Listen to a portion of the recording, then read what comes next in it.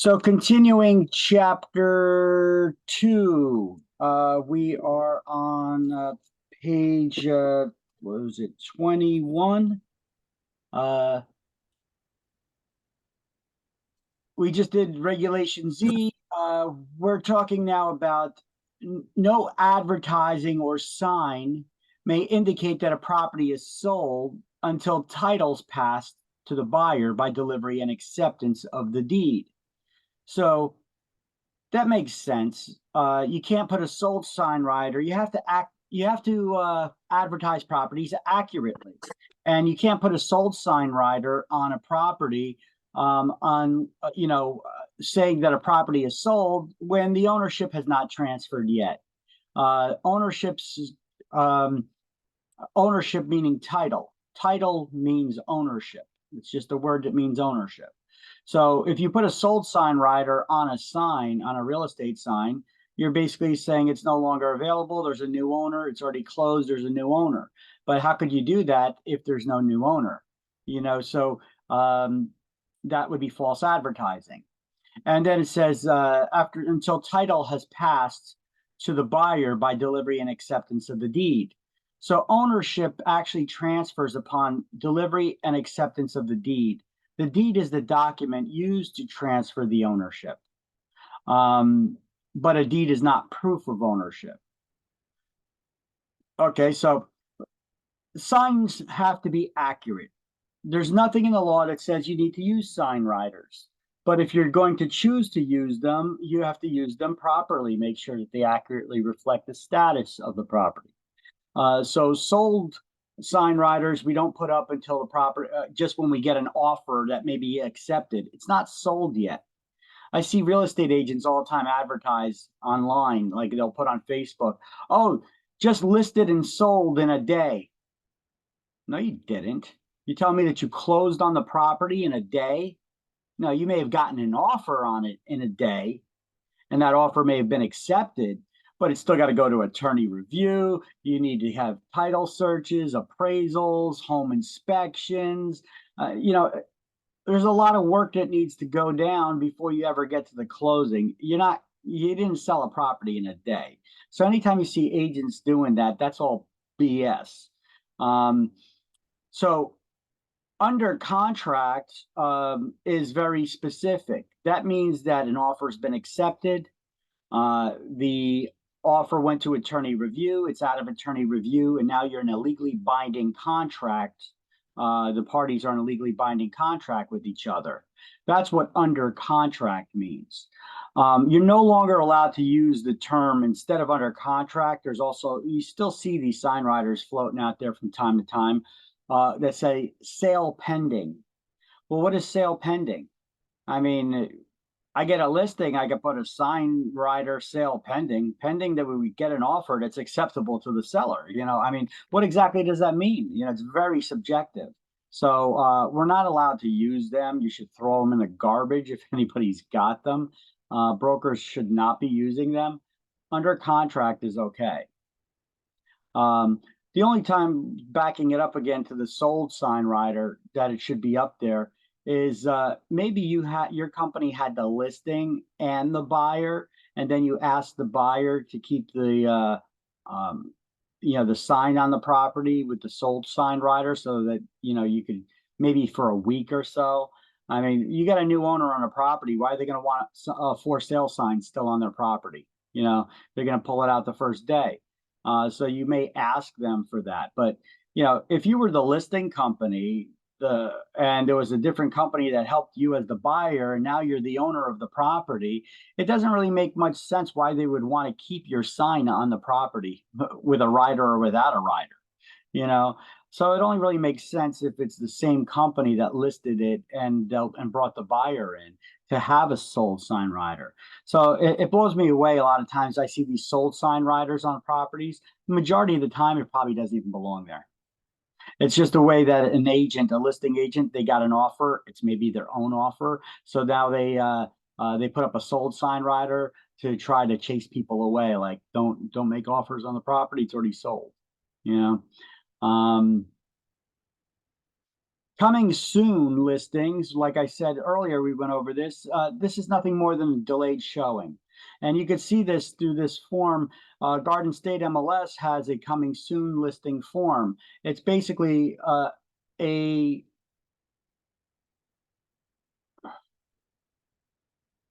hello, where is it? Oh. It's basically a nothing more. Oh, there we go. That's how I do it.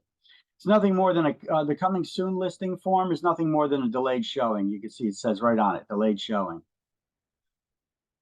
That's all the coming soon listing form is. And you could only delay it for 10 days. You could extend it and sign another delayed showing form, but for no more than 10 days each time. And if you want to make the property available to the public again sooner than that, then you can do so. But then it has to be available to everybody. You know, you got to let the public know and update the status. See, there are no exceptions to prohibition against showings before the first showing date if you do a delayed showing. That means even the listing office can't do any agent previews, office caravans. The listing agent can't do any of their own showings. This is restricted to everybody. No showings from any company. The listing company, any of their affiliates or agents included, cannot do showings on a property if it's not available for other companies to show as well.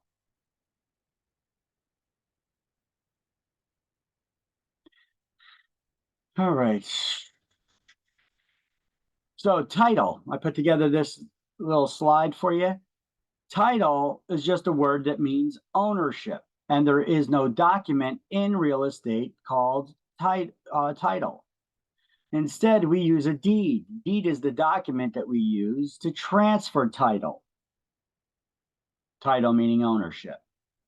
Now, there's two ways of saying this. Here's the simplified way. A deed is a document used to transfer ownership, but is not proof of ownership. Now, if you want to use the new terminology that you'll probably see on exams, the more learned sounding way of saying it is a deed is an instrument used to convey title, but is not evidence of title. That one sounds a little more like you've been into business for a while, right? A deed is an instrument used to convey title, but it's not evidence of title. It's another way of saying a deed. Look, instrument is another word for document. Convey, another word for transfer. Evidence, another word for proof. And title, another word for evidence. I'm sorry, ownership. So both of these terms, both these sentences say the same exact thing. But your exams are probably going to, instead of using the word document, are going to use the word instrument. They're going to use the word convey instead of transfer, evidence instead of proof, and title instead of ownership. Okay. So a deed is also used to transfer, not just to transfer somebody's ownership interest, but also their rights, like air rights, mineral rights, subsurface rights, or a partial ownership interest in a property is also conveyed by a deed. Now, ownership transfers upon delivery and acceptance of the deed itself, the actual paperwork. You know, when somebody hands you a deed, let's just pretend this is a deed, and you know, the owner of the property, the legit owner of the property, signs the deed. The buyer is named in the deed, and they explain what is actually being transferred here, and the seller signs it. At the moment that they hand it to the buyer, that's delivery and acceptance, the buyer became the owner. This is why deeds do not need to be dated or signed by the buyer in order to be valid. A deed is still valid even if the buyer didn't sign it. And there doesn't need to be a date on it because the date's irrelevant. When does the transfer of ownership take place? When they accept it. So now keep in mind, though, if you want to record a deed in the public records, you know, add it to the county hall of records where all the ownership documents for all the properties in that county are held. before you could record a document, an instrument, it needs to be signed by the buyer. Okay, and their signature needs to be notarized. So recording a document means adding it to the public records in the county where the Hall of Records are stored. Okay, I already got that. That's what I just said. And so why do we record documents in the public record? Well, to put the world on notice of our interest in the property. To let the world know, hey, there's a new owner. It's me. Okay. Why is it important to do that? Well, what if somebody trips and falls on the property? The old owner is not going to want their name still listed as the owner, because who's getting sued? Whoever's listed in the public records as the owner, and that's still the old owner who doesn't own the property anymore. Okay, so why is it in the new owner's interest to record the deed in their name? Well, what if the old owner gets a lawsuit or judgment against them, and somebody does some research and sees that they have an asset as a home? They could put a lien on their property, but they don't own the property no more. It doesn't matter. They're still listed as the owner, and you never recorded your new interest in the public records. So therefore, if they get a lawsuit against them or a lien, somebody can try to take that property away or make a financial claim against it by putting a lien on the property. That's why it's in the buyer's best interest to do this. It's also in the buyer's best interest. What if you come across an unscrupulous seller who in the morning they sold you the property, and then later on in the day, they have another blank deed laying around. They name somebody else to be the buyer in it, and they sign it, and they sell the property again that same day to someone else, giving them the deed. Who's the owner? You got two people with a deed. Both of those deeds are legitimate. Which one's the owner? Whoever, the race is on. Whoever gets to the County Hall of Records and records their interest first, they're the owner because they could prove it. It's on file. The other person would have to find that seller. And they're probably by now in some island without extradition treaties, sipping margaritas, you know? So let's see. So there's a whole boatload of reasons why you'd want to record your interests in real estate in the public record. Lenders do it because they want to, they record their interest when you get a loan to put the world on notice that there's an outstanding loan on the property, that there's a lot of money owed on it. So if the seller sells the property, whoever buys that property, they're going to want to make sure that any liens have been paid off. Otherwise, they become responsible for paying them back, because liens attach to properties, not to property owners. Wow, I didn't know that.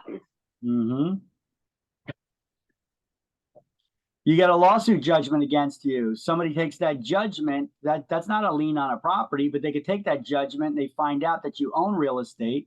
They can now take that court order, that judgment that says you owe the money, down to the County Hall of Records and file a lien on your property for that amount of money.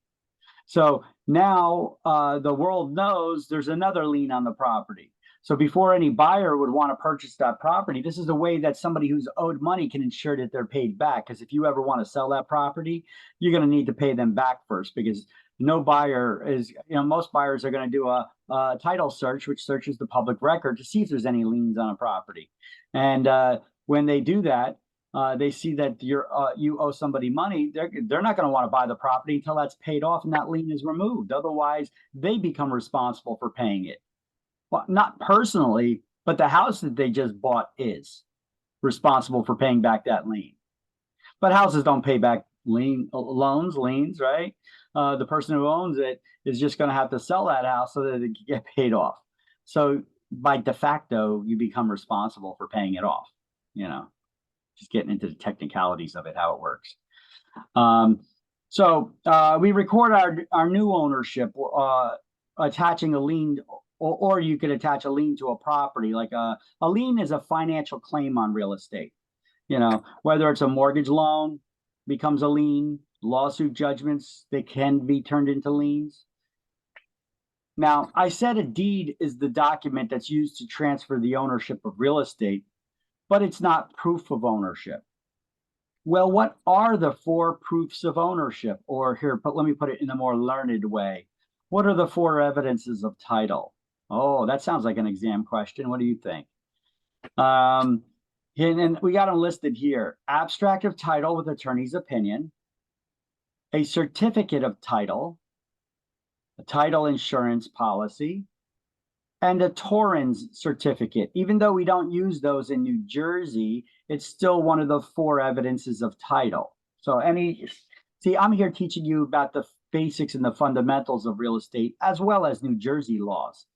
So I got to teach you about the 4 evidences of title. And so this one's not used in New Jersey, but it's still one of the proofs of ownership, one of the 4 evidences. So a Torrens certificate is basically, some states use what's called a Torrens system. It's a central hall of record keeping for all ownership documents. But New Jersey, we have 21 of those. We got 21 counties, we got 21 halls of records. And in states that have Torrens systems, they require that when you transfer ownership, the ownership is registered at these halls of records. New Jersey, it's not a requirement. They suggest that you do. Title insurance policy, well, they hire here, let's start at the top of the list. Abstract of title with attorney's opinion. What is an abstract? Let's start there so that we can decipher these words if we forget what these statements mean. What is an abstract? Look, when you get your driver's license, when you got your driver's license and you get a car, before you get car insurance, doesn't your car insurance company want an abstract of your driving record? So what is an abstract of something? It's a condensed history of your driving record, right? So an abstract of title means ownership. It's a condensed history of all the records that can be found in the public records pertaining to ownership of that real estate. See how we broke that down? So somebody known as an abstractor goes down to the public records and searches the documents physically, and they determine whether they make a list of all of the documents that can be found in the public records pertaining to ownership of that property. And they put that list in chronological order according to date that they were recorded in the public record.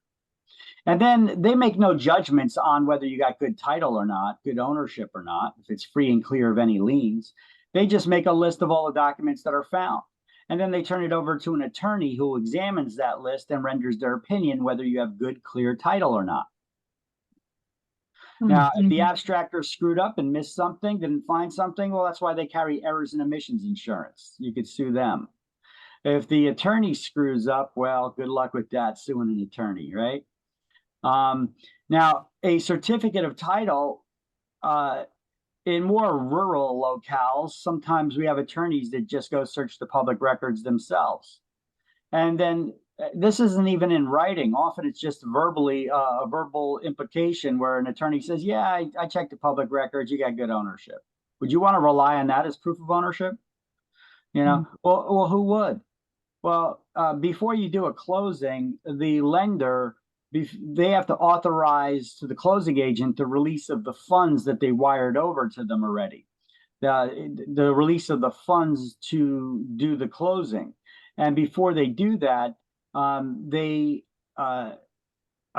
ask the closing agent if there's evidence of good, clear title.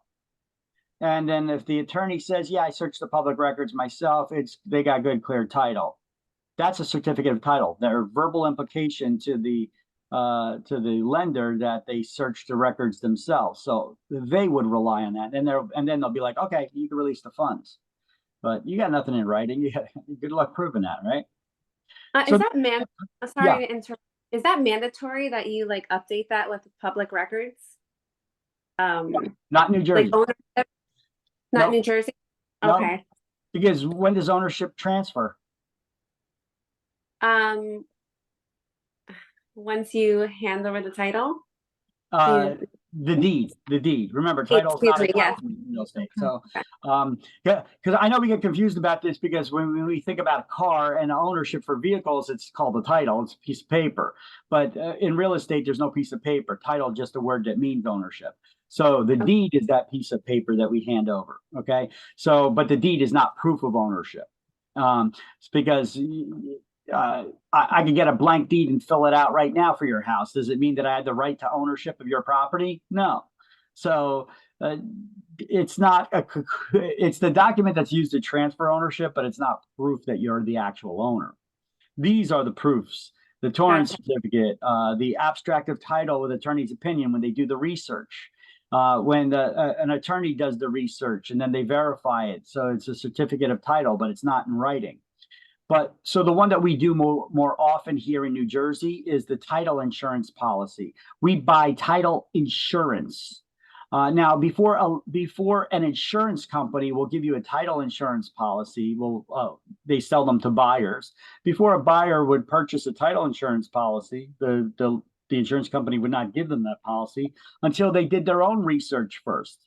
So they have their own abstractors on staff that go down and search the public records. They do a very thorough job searching back as far as they can, but at least 60 years usually. And then if they can determine that you've got good, clear title, there's no liens on it, the properties were never improperly transferred in the past, there's no question marks as to there was a property that was transferred, but wait, the person who signed the deed wasn't listed as the owner. What's going on here? You know, well, that could have been maybe somebody died and they inherited it and then they signed it over. Well, there should have been other documents then that were added to the public record stating that they inherited it and they had the legal right to sell it. You know, otherwise it's a big question mark of was it a legit sale? You know, right. So you have to be able to track all these things down. So it's in everybody's best interest to make sure these documents are recorded in the public record. But are they required to be? No. And because they're not required to be, can that cause a mess sometimes? Yes. So the title insurance policy, once the insurance company is certain that you've got good, clear ownership with no other liens on it, then they issue you an insurance policy that basically says if at any time in the future somebody steps forward and can prove that they're the rightful owner, or they maybe missed a lien that was recorded on the property, the insurance company is responsible for paying you back for your losses. What losses? Well, for a buyer, if there was an improper transfer on the property, or if there was a lien that they missed, they're responsible for paying it now. Well, nope, the insurance company would be. And if they missed an improper transfer of a property that was done years ago, and somebody steps forward today and says, you know, I'm claiming ownership of that property. That my grandpappy's grandpappy owned that property and he got swindled out of that property and I can prove it. Okay. Now, if that person can prove it, you got a problem. Because it's kind of like buying stolen property. You know, if you buy a TV that was stolen, and somebody reports to the police and they find out and they see that you got a stolen TV, can you keep the TV because you paid for it? No, because you bought stolen property. So the police will take the TV. Okay. Yeah, but I paid for it. Yeah, but it was stolen. You know, you don't get to keep it. So it works the same way with real estate. If it shows there was an improper transfer, let's just call it a stolen property, you don't get to keep it. That buyer who's living in that property right now, that owner, they got to give up the property. Now, what about the money you put into it to buy it? You're screwed unless you got a title insurance that's going to reimburse you. That's why there's two types of title insurance policies. There's a buyer's policy that will reimburse the buyer for any money that they have out. And what about any outstanding balance that they have on the loan still? Well, that's why you'll also get a lender's policy that would also pay off the balance on any loan. So the buyer's policy reimburses the buyer for any money they laid out so far for this property that they own or are purchasing, and the lender's policy would pay off the balance that the buyer owes on the loan.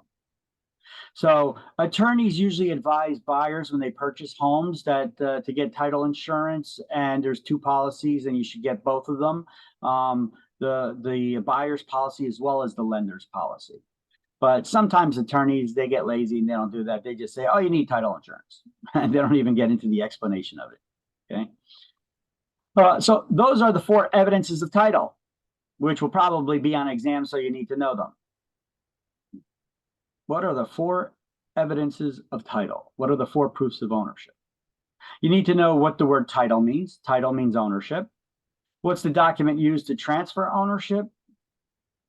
Deed. Deed. Is a deed proof of ownership? No. There are 4 proofs of ownership. Okay. And why do we record documents in the public record? I can't explain. To let the world know we have an interest in the property. That's it. To let the world know that we have an interest in the property. Okay. Okay. So you may want to snap a picture of this one. You're going to actually see this slide quite a few times because I like to bring it up plenty of times because I know there's questions on this on exam. So you're going to see this many times in many chapters. I've got this slide posted again. So we're going to go over it over and over again. Okay. Okay. You taking notes there for something, Kelly, or can I change it? You could change it. What page is this on again? This is not on a page. This is spread across the book. That's why I made this one slide for you. These are one of those good slides that I say. Take a picture, Kelly. I did. Okay, done. Okay. Sounds good. Better be safe than sorry. Yeah. Yes. It's a good study note. It's a good study note the way I organized it there. Yeah. I'm not just patting myself on the back for the great notes that I made for you. You know, it actually is a good note because the stuff is kind of spread out all over the place. But if you wanted to take a look, I do have page numbers. Talking about deeds, that's on page 355 up here. Talking about the 4 evidences of title, that's on page 381. And this other stuff, I think this is in chapter 5, recording documents or so this stuff is all over the book. I put it in a storyline timeline here that we could all understand in a 1-page note. Yeah, that's great. Yeah, I like it. Me too. All right, now keep in mind, once again, not to pat myself on the back. No, screw it. I'm patting myself on the back. Other schools don't do this for you, by the way. They don't put this stuff together. They teach you what a word title means. They teach you what a deed is, all separately at different times. They don't put it all together in one storyline like this so you can easily understand it and connect the dots. Like they'll disjointedly teach you these different things. And then at the end of the book, when you're in the last chapter, then they'll put the story together, but they don't even point out that this thing links to this thing, that links to that thing, that links to that, and then it's kind of harder for you to study to remember this stuff, I know because I took the classes myself at one point in time. I know how it works, and for me, I always remember when I took class, I was always saying to myself, I get it now for my studies. I was like, I get it now. Damn, the teacher could have explained that so much better if they just put it like this. So now that I opened up a school and then I teach, I'm like, wait a minute, there's got to be a better way to explain this. I'm going to explain it the way that I would want it taught to me, that I could better understand it, and that's why I put things together like this, and why I'm kind of anal about the way I teach these things, because I know there's a better way. And that's why I'm open-minded to it too. So if students ever see for some things we come across, they give better explanations. I use them sometimes. I change my slides up, and sometimes students come up with ideas that are better ways to explain things to understand. And I add them to the course too. Okay, so that title stuff, page 381. Remember? Okay, now any offer of a free item must be genuinely free, no strings attached. We spoke about this, that the laws are changing a little bit on it, but until the Real Estate Commission puts in rules on how to do that, we can't do it. We can't offer anything free to the public with strings attached until they put some rules in place. So right now, as of now, can you ever offer anything free to the public? No, it has to be genuinely free, no strings attached. So, but this talks about how The following amendments regarding gifts or discounts was adopted November 2021. And the Real Estate Commission still didn't come up with the rules on this now. The amendment further provides that it will not go into effect until the Real Estate Commission adopts rules to implement the revised statutory provisions. At this time, the addition went into print. The Commission had not yet adopted the implementing rule changes. Okay, so if you were just to read this paragraph, you're scratching your head and saying, huh? You know, because that didn't tell me anything. So I'm explaining to you, it has to deal with giving free gifts. We're not allowed to give free stuff to the public unless it's genuinely free and it's available for everybody with no strings attached, not contingent upon them doing work with us. You know, but the law, Title 45, Chapter 15, they changed the law that now allows you to give things away with strings attached, contingent upon you doing business with me. But it has to be according to the rules that the Real Estate Commission puts forth on how to do it. And they're working on that now. They still have not created them. And we are 2024 right now. So keep in mind that you can't do it still because they didn't implement any rules on how to do it. But it's coming. So we cannot offer free appraisals. Why? Because we're not licensed appraisers. Appraising is a profession to value properties, to value real estate. And you have to take a lot of classes, a lot of exam, etc. And you have to work as an apprentice for a while. You have to put in your time in order to get licensed as an appraiser. So we cannot offer free appraisals. Why am I even saying this? Well, because it's probably going to be on exam, because so many real estate agents get lazy in their speech. And instead of telling people that they could give them a free valuation on the property, or they could give them a free CMA, and a CMA is similar to an appraisal, but it's not an appraisal. It's the way real estate agents value properties. Instead, you get a lot of real estate agents that tell the public, they're like, yeah, I can give you an appraisal, let you know how much your property's worth. No, you can't. We got sued by the appraisal industry so many times already because of this.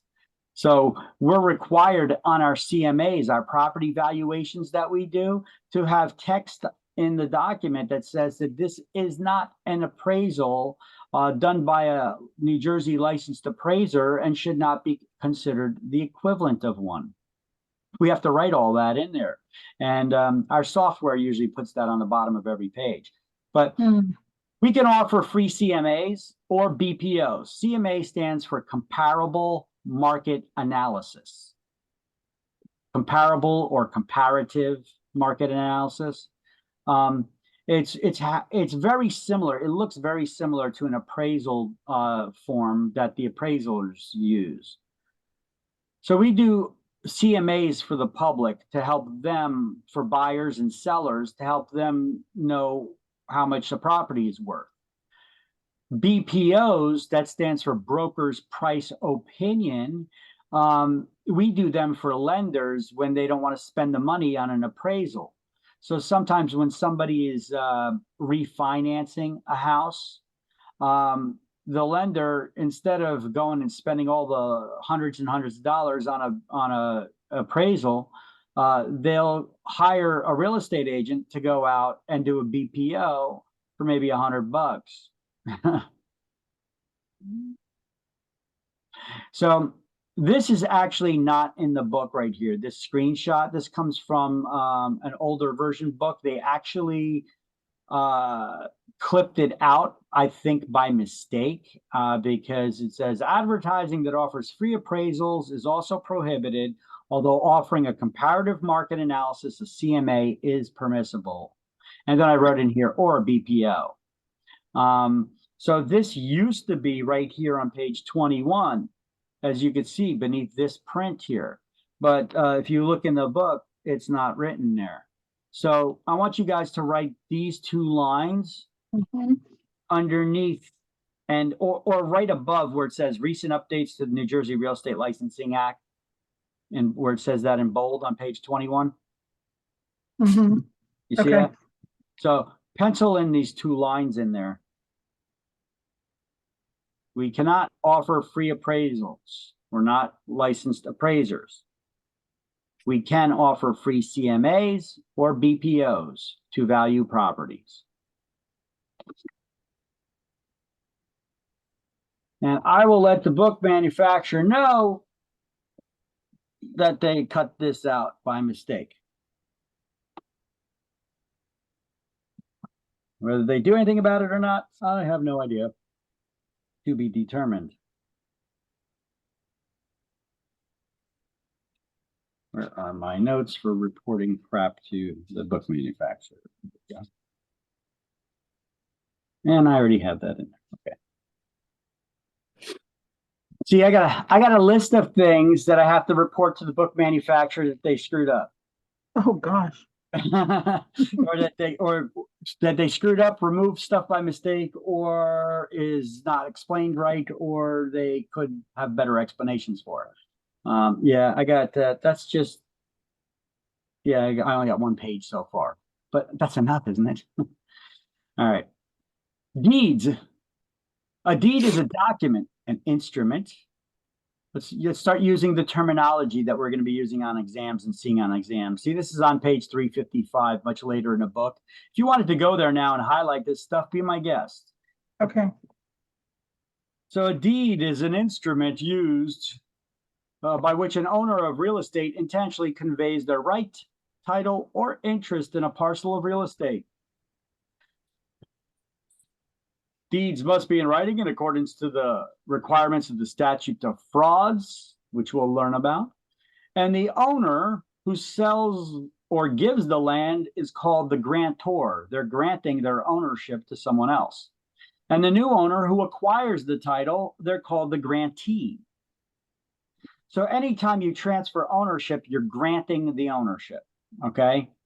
And as a general rule here, not a general rule, this is how the terminology, legal terminology works. If you have the root word grant, grant means transfer of ownership, right? The grantor, words that end in OR is the person who's giving whatever the root word is. Words that end in EE is the person who's receiving whatever we're talking about here. Okay, so the grantor is the one who's transferring their ownership. The grantee is the one who's receiving the ownership. Make sense? Now, there's a lot of words like that too, like the word lease, for example. You know, that's when an owner intentionally conveys their property to a tenant for a limited period of time, as defined in the lease, the contract. So the lessor is the person who gives the lease. That's the landlord, the owner of the property. And the lessee is the tenant. They're the one that's receiving the lease. See how it makes it a lot easier to figure out who the characters are? Words that end in OR is the person that's giving whatever the root word is. Words that end in EE is the one who's receiving whatever it is. And we'll have a whole chart on that in chapter 6 or 7. Okay. Now, these are the 4 common types of deeds used in New Jersey in order from those that are offering the most protection to the buyer to the ones that are offering the least protection.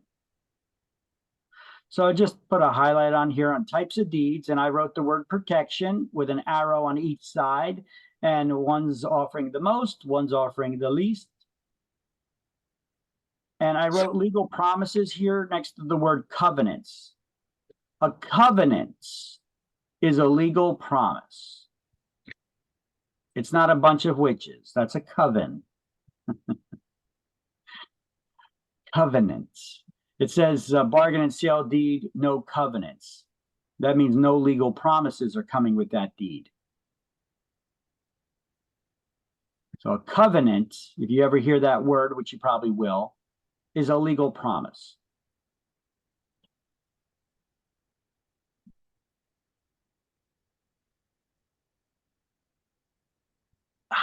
Oh, the elixir of life. Kava. Let me know when you guys got that, and I'm going to turn the slide after. Good to go. All right. You good? Okay, same here. Okay.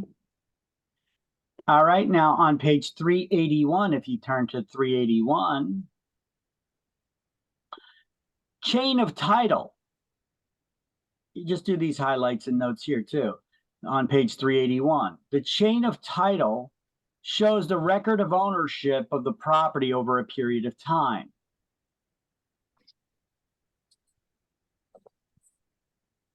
So remember I told you you could do it, you could get an abstract done, hire an abstractor to do a title search of the public record, and they make a list of all the documents that can be found in the public record. Well, if this list is a complete list, you could actually search and see who all the previous owners of the property were. And if you can search the public records and link one owner to the next because of the records are complete and they were always recorded in the public record, we refer to this as a chain of title. Each owner is a link in that chain. And you could link one owner to the next. Well, when you have a bunch of links that are attached to each other, that's called a chain, right? There's many links in a chain. So chain of title shows the record of ownership of a property over a period of time.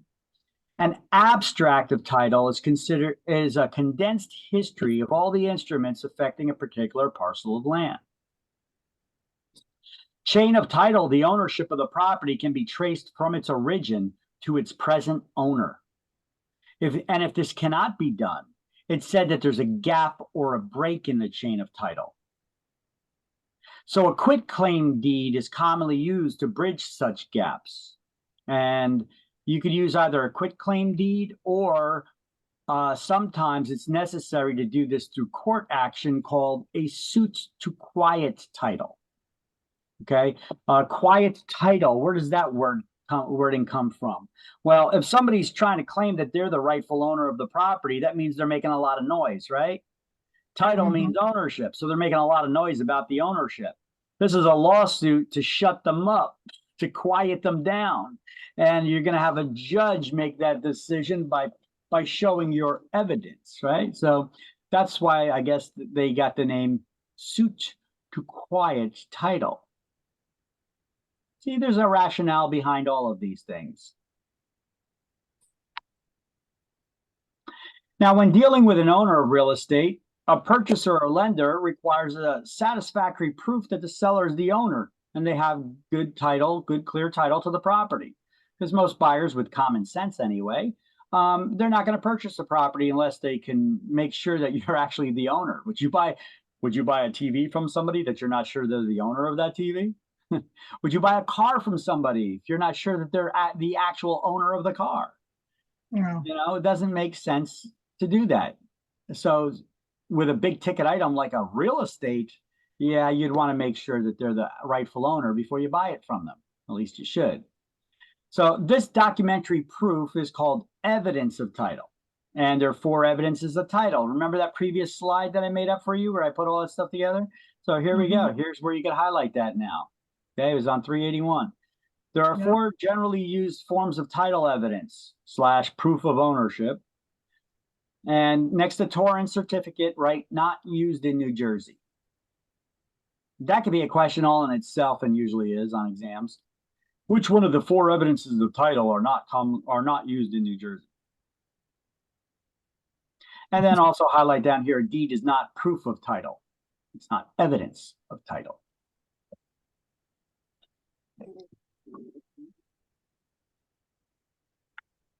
And let me know when you get all that. Good to go. Okay. So back to page 21. Actually, we already went over all this stuff now, so we're pretty much good. You made these notes. So this is on page 21 as well. This is just beneath where it says recent updates to the New Jersey Real Estate Licensing Act. Oh, okay. 3515, that's the New Jersey statutes, right? It says using any plan, scheme, or method for the sale or promotion of real estate, which involves a lottery contest, game, prize, or drawing, or other offering of a lot or parcel or lots or parcels for advertising purposes. Basically, they're not allowed, okay?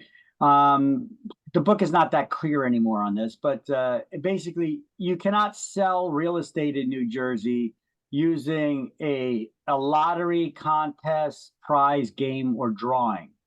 The New Jersey Gaming Commission may have something to say about that, right?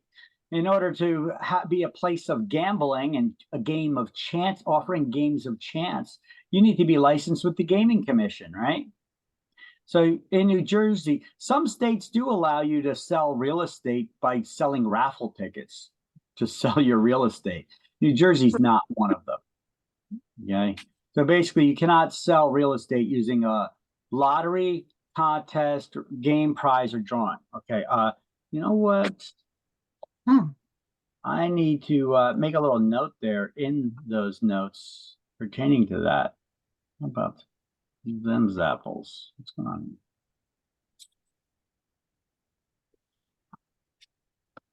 Let me find that right slide. There we go. Games of chance. There we go.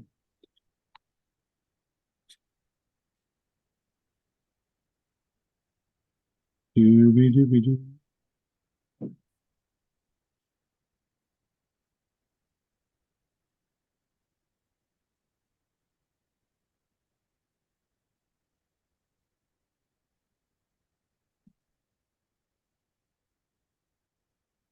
We'll start off with just writing here, recent updates to the NJ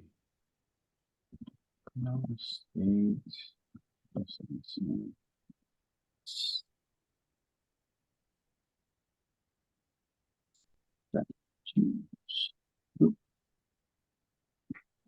Statutes and rules. Dee-dee-dee-dee-dee.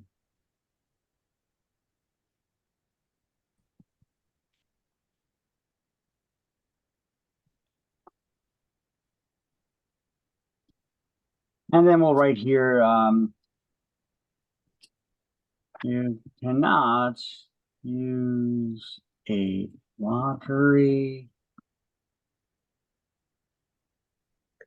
or games of chance to sell real estate in New Jersey. Okay, and it says if a broker participates in a promotion or offering of a free, discounted, or other service or product which confers upon the recipient the monetary benefit greater than $1,000, the broker shall provide written disclosure of that benefit to the recipient and any information concerning the promotion or benefit as may be required by the commission, which they did not draw up those rules yet on how to do that. A broker shall disclose in writing any compensation received for such promotion or offer in the form of a substance required by the Federal Real Estate Settlement Procedures Act, which is then continued on the next slide. So let me just add to this note here. If offering anything free to the public, it must be genuinely free with no strings attached, not contingent on doing business with that broker. However,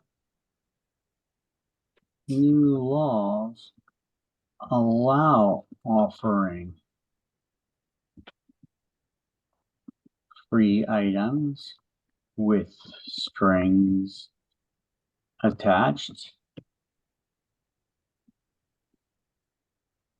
but only after the REC creates rules dictating how to do so, which they have not done as of yet. All right. Meeting is being. There we go. Hopefully that clarifies things up a bit.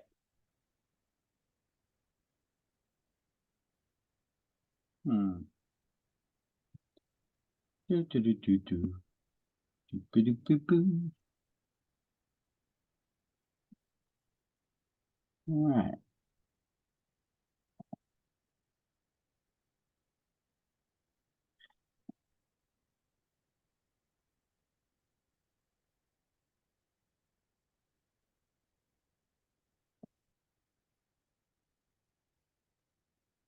There we go. So hopefully that clarifies things up a bit.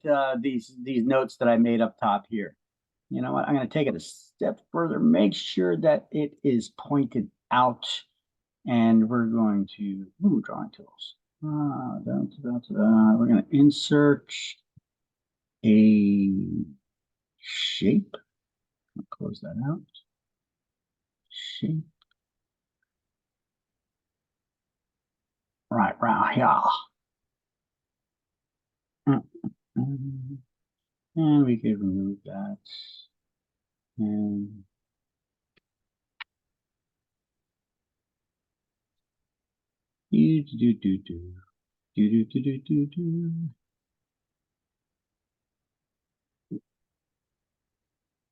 Still none. There we go. That's how we do that.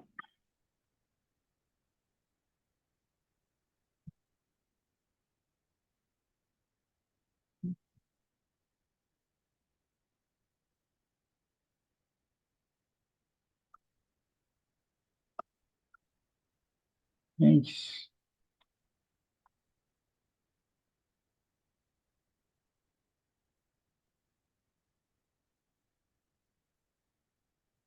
There we go. Much better. All right. Make it fancy. All right, now the procedures, let's see, the Procedures Act, except that notwithstanding the provision that the federal act, written disclosures be provided no later than when the promotion's offered. Okay. The commission regulations supplementing the New Jersey law against discrimination by specifying that no licensee may advertise or in any way express a discriminatory limitation in words or illustrations. Yes, in case you did not know, if you're advertising a property, you cannot actively discriminate in an ad. This is on page 22. So we're going to highlight this. An advertisement that mentions specific commission rate or amount must also state that in New Jersey, commissions are negotiable. To show you're not engaging in an illegal practice known as price fixing, which is outlawed by the Sherman Antitrust Act. If you recall, we went over that yesterday. We discussed that.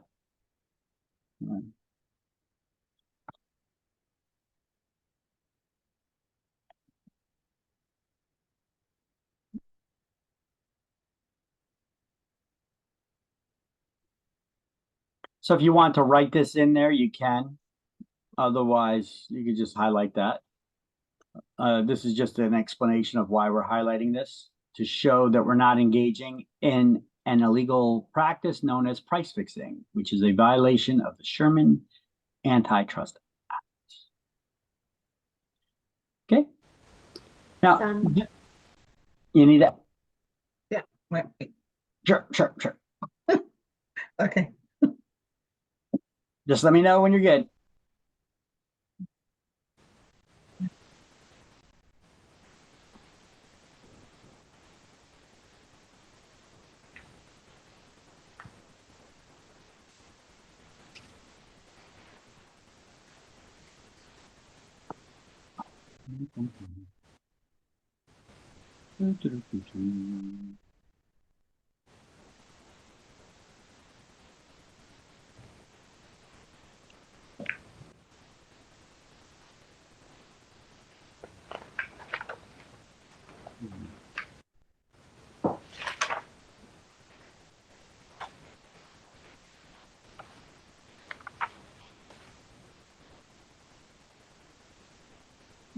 Okay.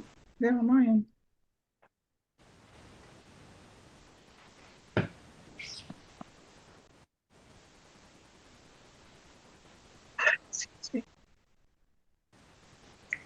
Oh my God, sorry. It's all right. Take it down. All right, I'm good. All right.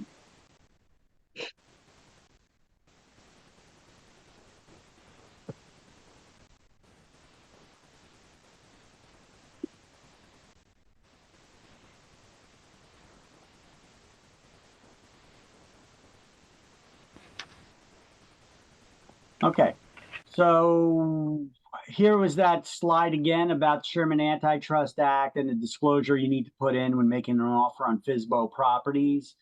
Price fixing is when two competing agencies talk with each other about the fees they charge the public. And the fines are up to $1 million and 10 years in prison for an individual.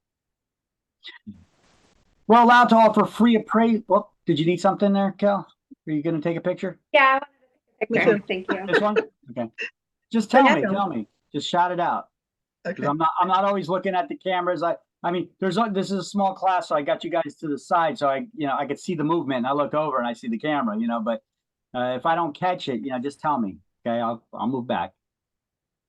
Okay, Thank you. you're welcome. Okay, great. Okay, so Thanks. free appraisals are not, we're not allowed to offer free appraisals, but we can offer free CMAs and BPOs.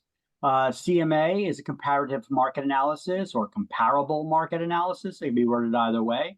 And that's how we determine values as real estate agents for properties when we get listings, or for buyers when when they're preparing to make an offer on a property. We don't just say, what are you going full price offer? Well, it may be overpriced. How do we know? Before we get somebody to do that and ask them to make a full price offer, first find out how much the damn thing's worth. And BPOs, we do them to lenders or lenders. And if you guys want to learn about sharpening your skills and how to value properties, it's not a bad idea to take a CMA class from a group of appraisers. This Ottawa, OTTEAU.com. This is a website. This is a group of New Jersey appraisers that offer seminars and teaching real estate agents how to value properties. I try to take this every year, and I know how to value properties, but hey, it sharpens your skills, you learn new stuff, and best of all, they give you supporting paperwork that shows you in the current market over the last year how much certain things are worth on a house, like when improvements or things. Here, let me see if I can pull it up and show you guys, give you an example. Unless I have it here in a slide. No, I don't. Okay. Let me go to my notes. Oh, here we go. CMA workshop.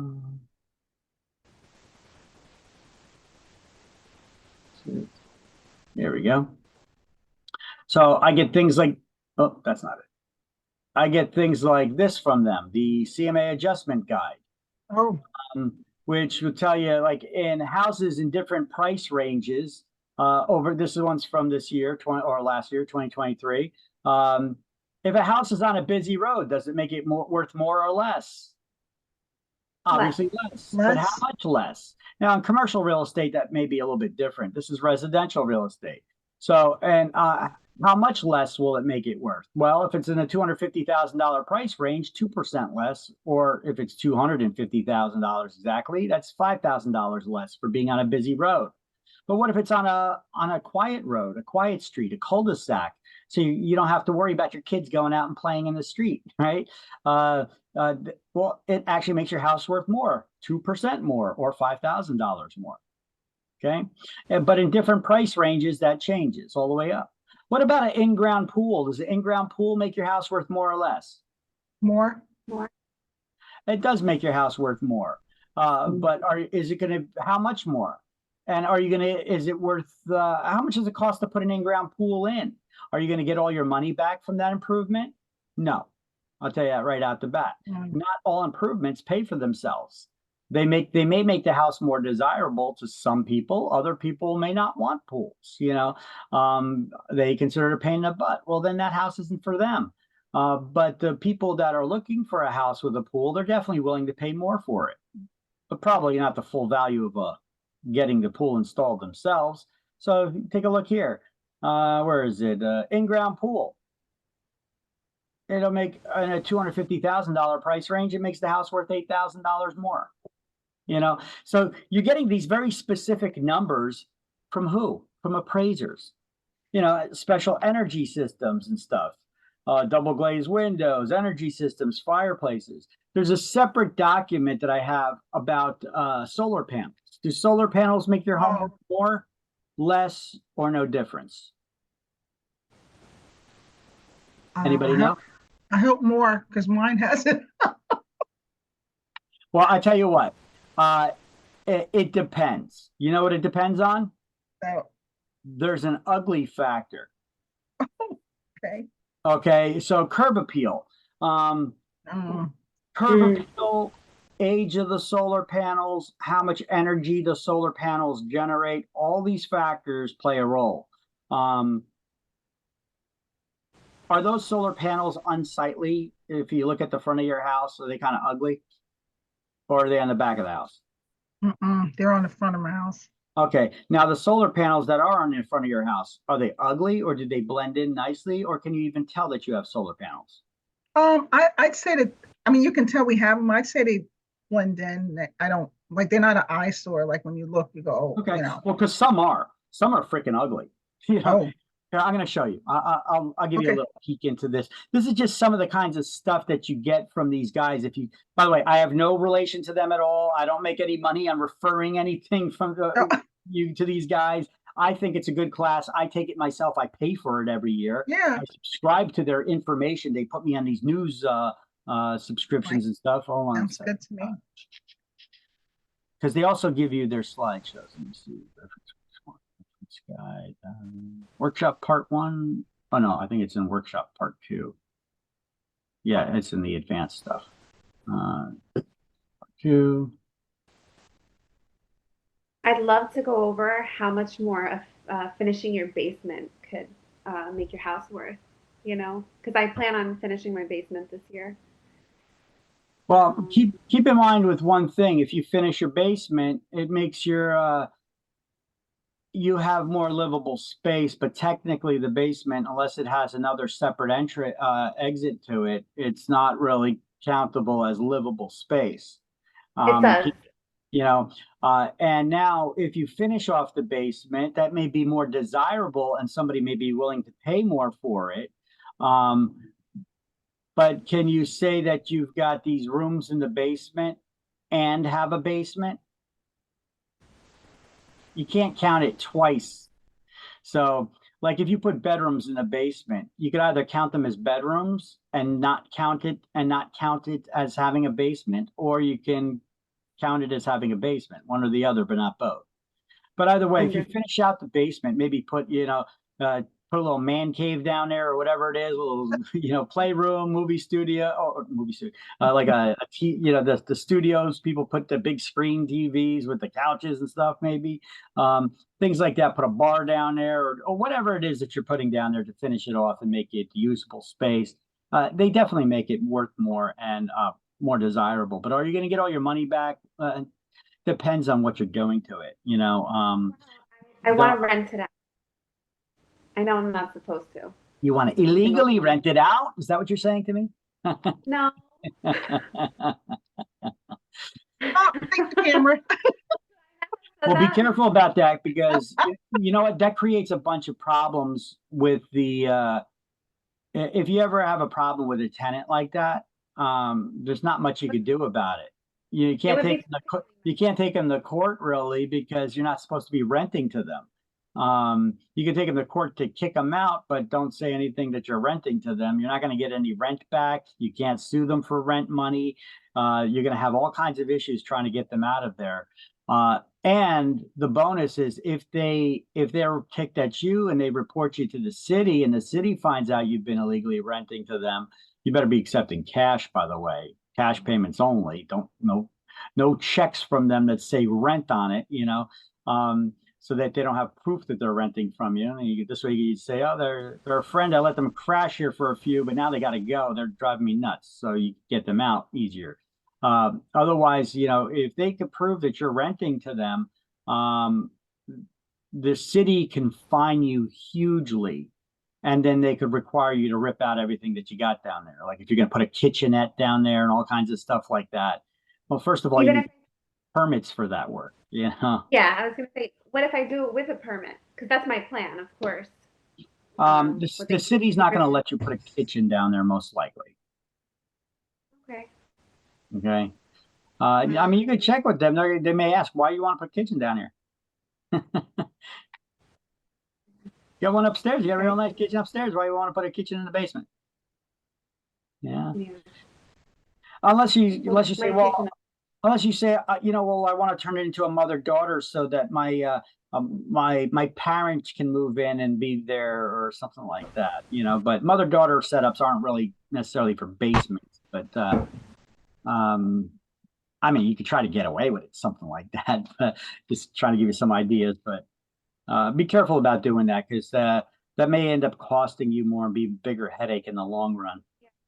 Those types of renting out of basements and such. But I see plenty of people do it, but I see some people get caught and get fined too, thousands of dollars for it too. Yeah. Okay, so check this out. Energy systems. You see this? That's kind of ugly, Oh, right? okay, okay. So No, oh, I see what you're saying now. this one, the solar panels kind of blend in. You really don't even know. Newer technology, newer types of solar panels, they could be built into the roof parts itself, or they look like the roof itself, and they're pretty high tech, but they're more expensive too. Mm, okay. Either way, like this one, can you even tell they're solar panels? No. Well, they may be on the back. Oh, okay. Or it could be these shingles are solar panels. There's, the technology is great on this stuff now too. But this is how you determine the value. And you take the annual energy costs for the comparable homes. Take the annual energy cost for your subject property. That's the house we're talking about.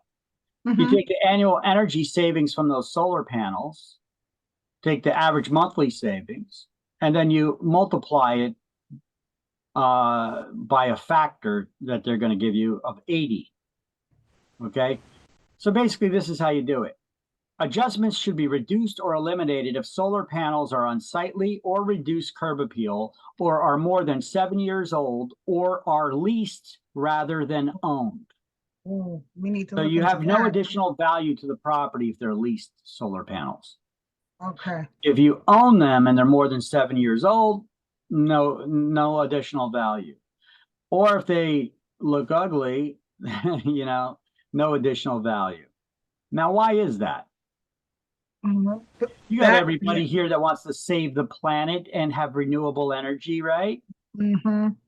Well, until people put their money where their mouth is and they put up or shut up with the BS. I call BS on them because a lot of people, they will not pay more for having the ugly look of a solar panel because that's ugly, Yeah. So when the day comes forward that they don't care about how it looks, it's all about saving the planet. When they actually buy into that crap that they're shoveling out, they put their money where their mouth is, that's when it's going to be worth it and that's when it's going to pay. But until that day happens, Okay. It's not. okay. So basically, this is the formula. You take your monthly energy savings and you Mhm. times it by 80, and that gives you how much more it'll make your home worth if they're Okay. not unsightly. Okay. So this is pretty cool.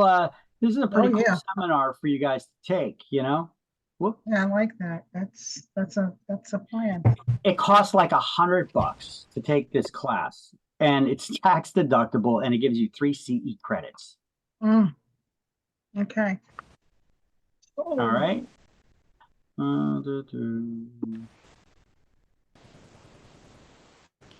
So the CMA workshop is pretty good. The supplemental materials alone that they give you about how to value properties and make adjustments for having an extra half bath or having a finished basement and all that stuff. You actually could see it there on that guide. They show you how to adjust that. Now, if we actually go to their website, I don't know how to pronounce it, Ottawa, Ottawa, however, it's a freaking Canadian name. I don't know. I always get it wrong. I get corrected by people who know French or Canadian. So whatever. I'll call it. Whatever you say. Yeah. All right. So this is their website. Okay. They're actually pretty good. They're pretty popular, and a lot of big professional top Fortune 500 companies put a lot of a weight into their opinion. You could go to the Ottawa group on Facebook and follow them, and to look at their news and such, and their updates that they put out. It's pretty good stuff. You could sign up for their market track. I signed up for these market track reports that they send out.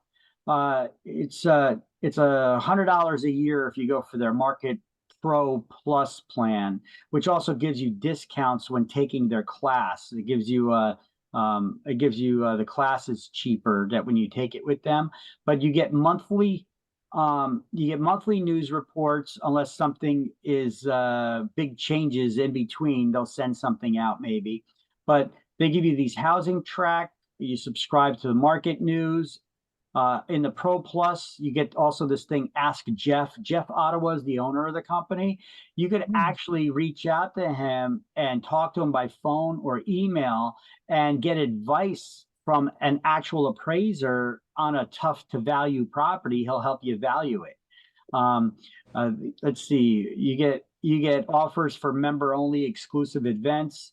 You get discounts for any of the classes that you take, and you get these monthly things. So look, this breaks down what you get with this plan. I subscribe to it. I think it's really good. It's worth it. It's tax deductible. Those types of classes that you take, that you get a lot out of it, where you're still asking questions and don't want to leave. Those are the good classes. This is like one of those types of classes that you take. So here, I'll show you the direct link with that in the chat window. There you go. But on their website here, let's look at their client list. Here's some of the Fortune 500 companies that they've consulted with or worked with as clients. Wow. Ever hear of any of these companies? Oh, I'm yeah. sure you have. Oh, yeah. Wow. McGraw Hill. Oh, gosh. Bristol Myers Squibb. Merck, General Motors, Merck, Marriott, yeah. Eli Lilly, DuPont, Eastman, Kodak, Anheuser-Busch. These are big names. Prudential, Schering-Plough, Time Warner, Nabisco. These are big companies. Westinghouse. Here's some financial institutions that they've consulted for. Ever hear of any of these? Oh, Goldman Sachs. Yep, that was one of them. PNC, PNC Citigroup, Bank. Dun & Bradstreet, JP Morgan. They put together all kinds of either seminars or reports, or they worked as consultants for real estate stuff, for whether it's for investments, retirement plans, all kinds of stuff. They need to know where the real estate market is so that these companies can invest, or maybe they want to build in a new location, and they get advice from these appraisers whether it's a good thing to do for them with their plans. Here's some developers, big developers that have consulted with them. Now, this is an old list. I don't think they've updated this because they've got a lot more. They got a lot more than this now. Yeah, Lennar. Who's that? Hovnanian home. Hovnanian, yeah. Hovnanian. Listen to me, Toll Hovnanian. Brothers. Yeah, Toll Brothers, Yeah, these are a lot of big names. Yeah, I see. You're familiar with Frito-Lay. Bausch & Lomb, ADP. Nestle. Middlesex County, CSX Transportation. That's the railroad. Signal. Wow. Frito-Lay, Gulf, McDonald's. New Jersey So- Carpenter and Pension, New Jersey Oral Max of Food. No, that's Okay, all. so Yeah. Okay. let's see, Wow. governments even consult with them. Jeez. Look at some of these towns: East Brunswick, Perth Amboy, Berkeley Heights, Metuchen. New Jersey Transit consulted with them. Yeah. It's a lot of towns there, and law firms as See. expert witnesses. Mm. Healthcare system, some hospitals that JFK consulted Health, with them. You St. know, Peter's. yeah. And there's more that could be added to this list. They should also add in their companies like uh or what's that one that TV they offer all these shows on TV. It's a paid subscription app that you get on TV. It's a channel that you get all these movies from. Roku? Oh, Not the Roku. They're bigger. Roku's the device but the channels that you get. Oh my God, my mind is going blank right now. mine is too. Who do you get these aftermarket TV programs for? Sometimes, like if you sign up for cell phone service, they may give you a subscription with them at a discounted rate. I don't know. I can't. I got nothing. What the hell it is now? Oh my God, my mind is going blank.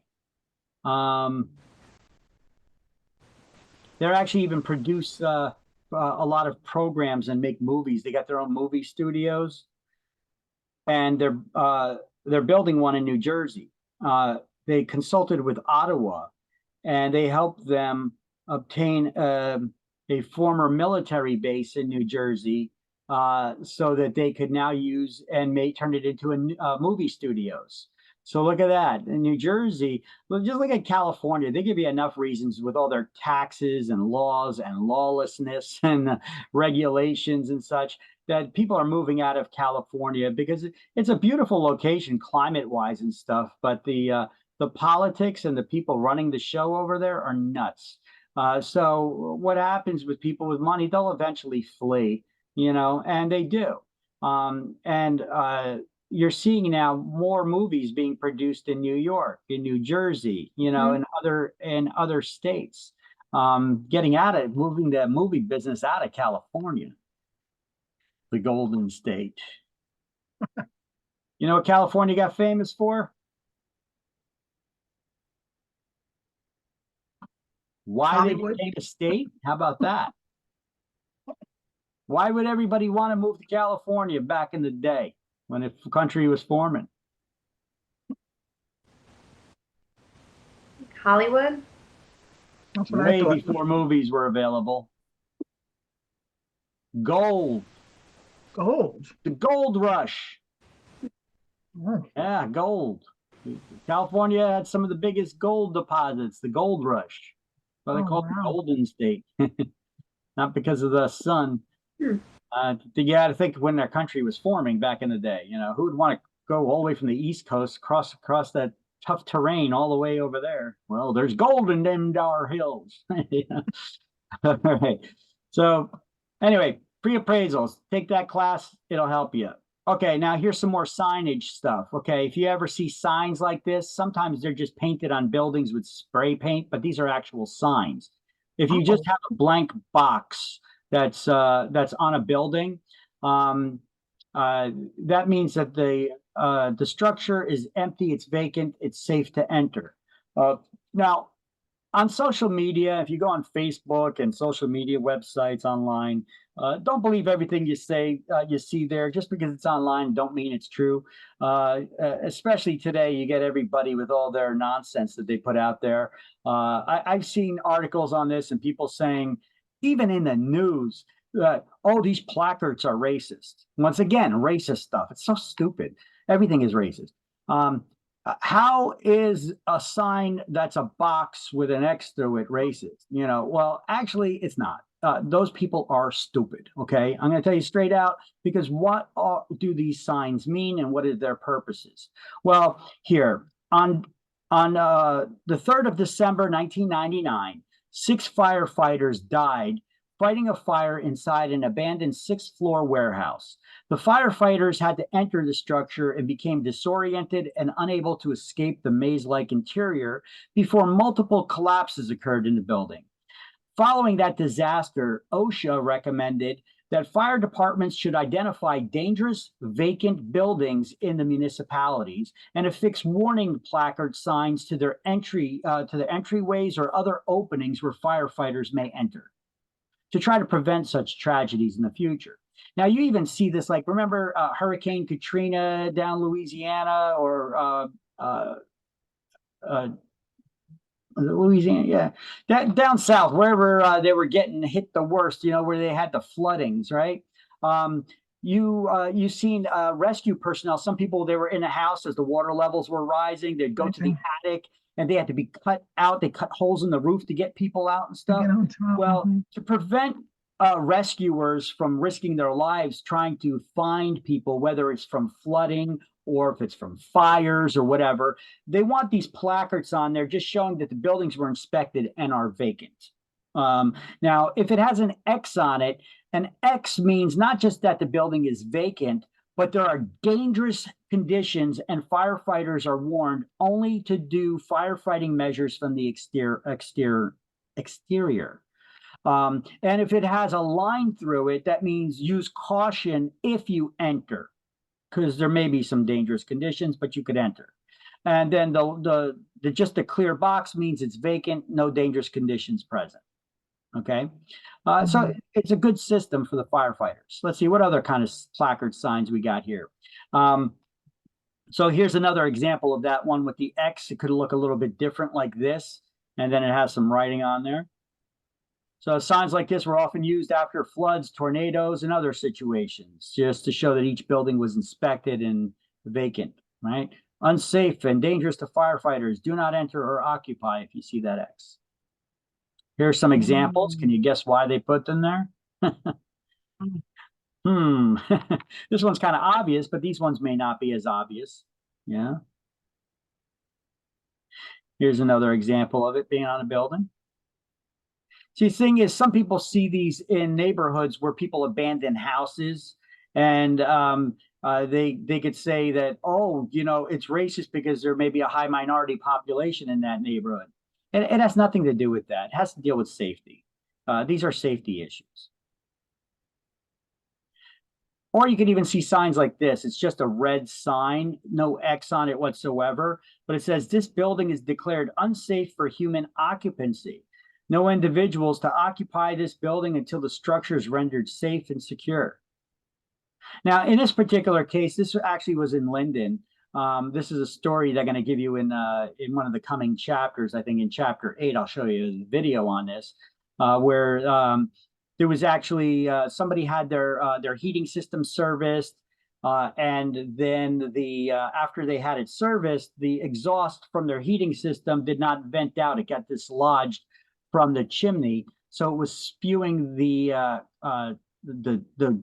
toxic gases from the waste from the furnace into the house instead of out of the house. Some of it was leaking in the house in the basement, right underneath where children's bedrooms were. And the mother got up in the morning, was getting calling for her kids to get ready for school, and they weren't answering her. She went in there, and they were both non-responsive.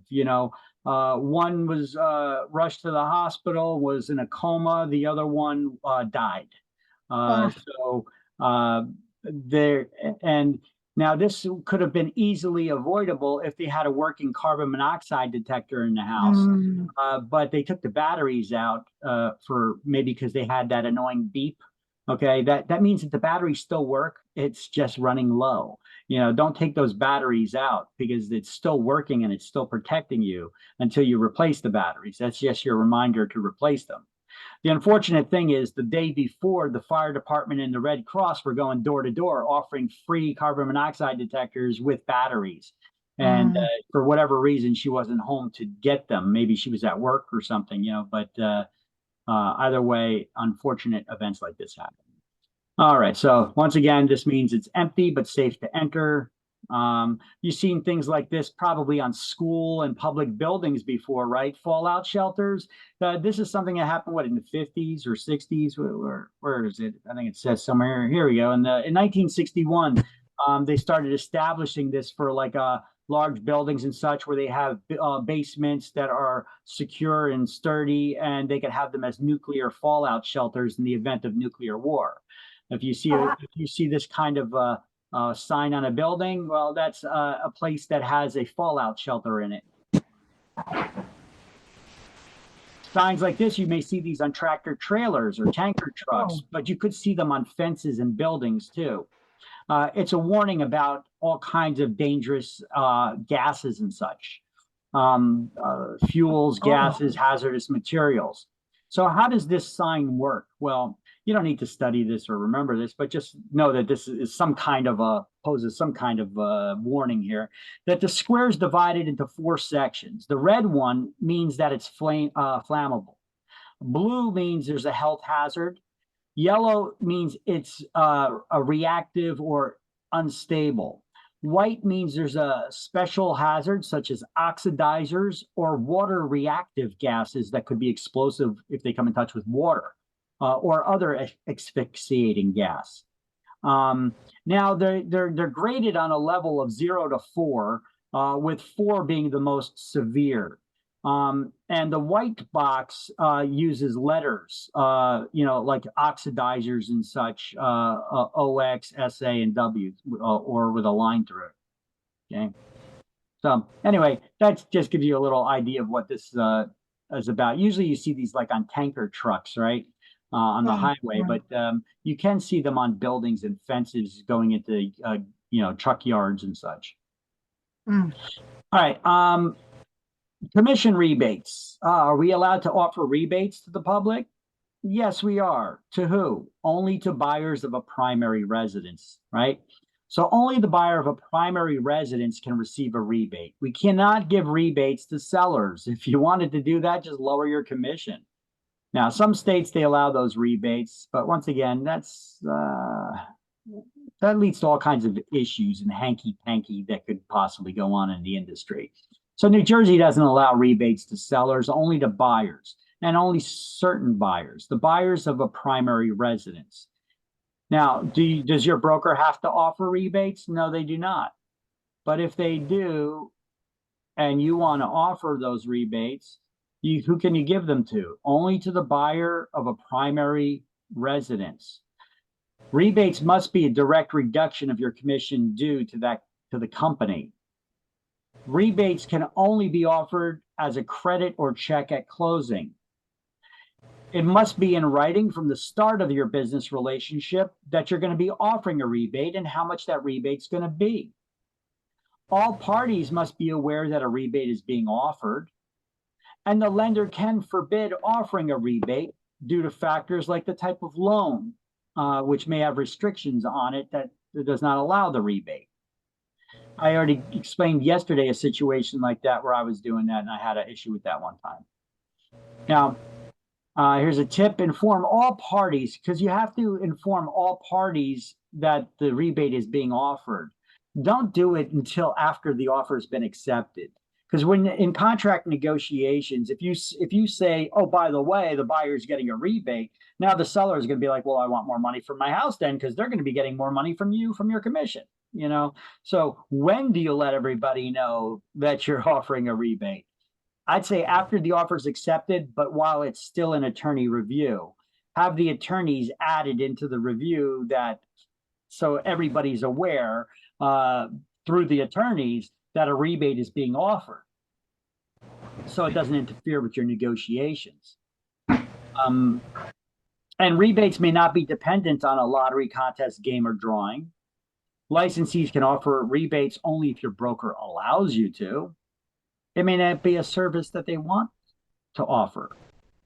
And advertisements offering rebates must advise buyers to consult with a tax professional about the tax consequences of receiving such a rebate.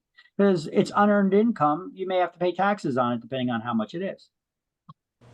So let's highlight that down here on page 22. So when would a buyer qualify for a rebate? Like, why? it's your primary residence and the agent's offering it.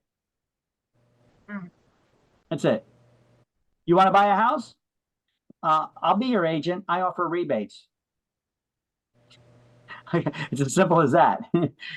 But it's got to be a house that you're moving into, your primary residence, not a second home or vacation property, investment property, or commercial building.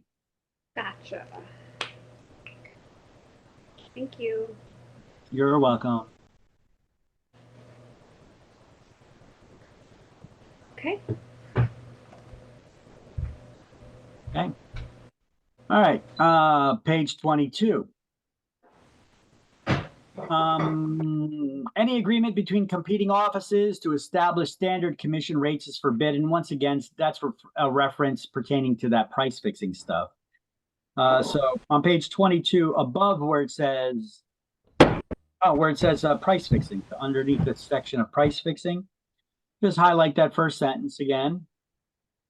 So it shows you that 11.5, that shows you that the administrative code, according to the Real Estate Commission rules, makes price fixing illegal as well. It's not only the Sherman Antitrust Act, but also the Real Estate Commission under the administrative code rules. 11.5 is the administrative code that makes price fixing something that we cannot do.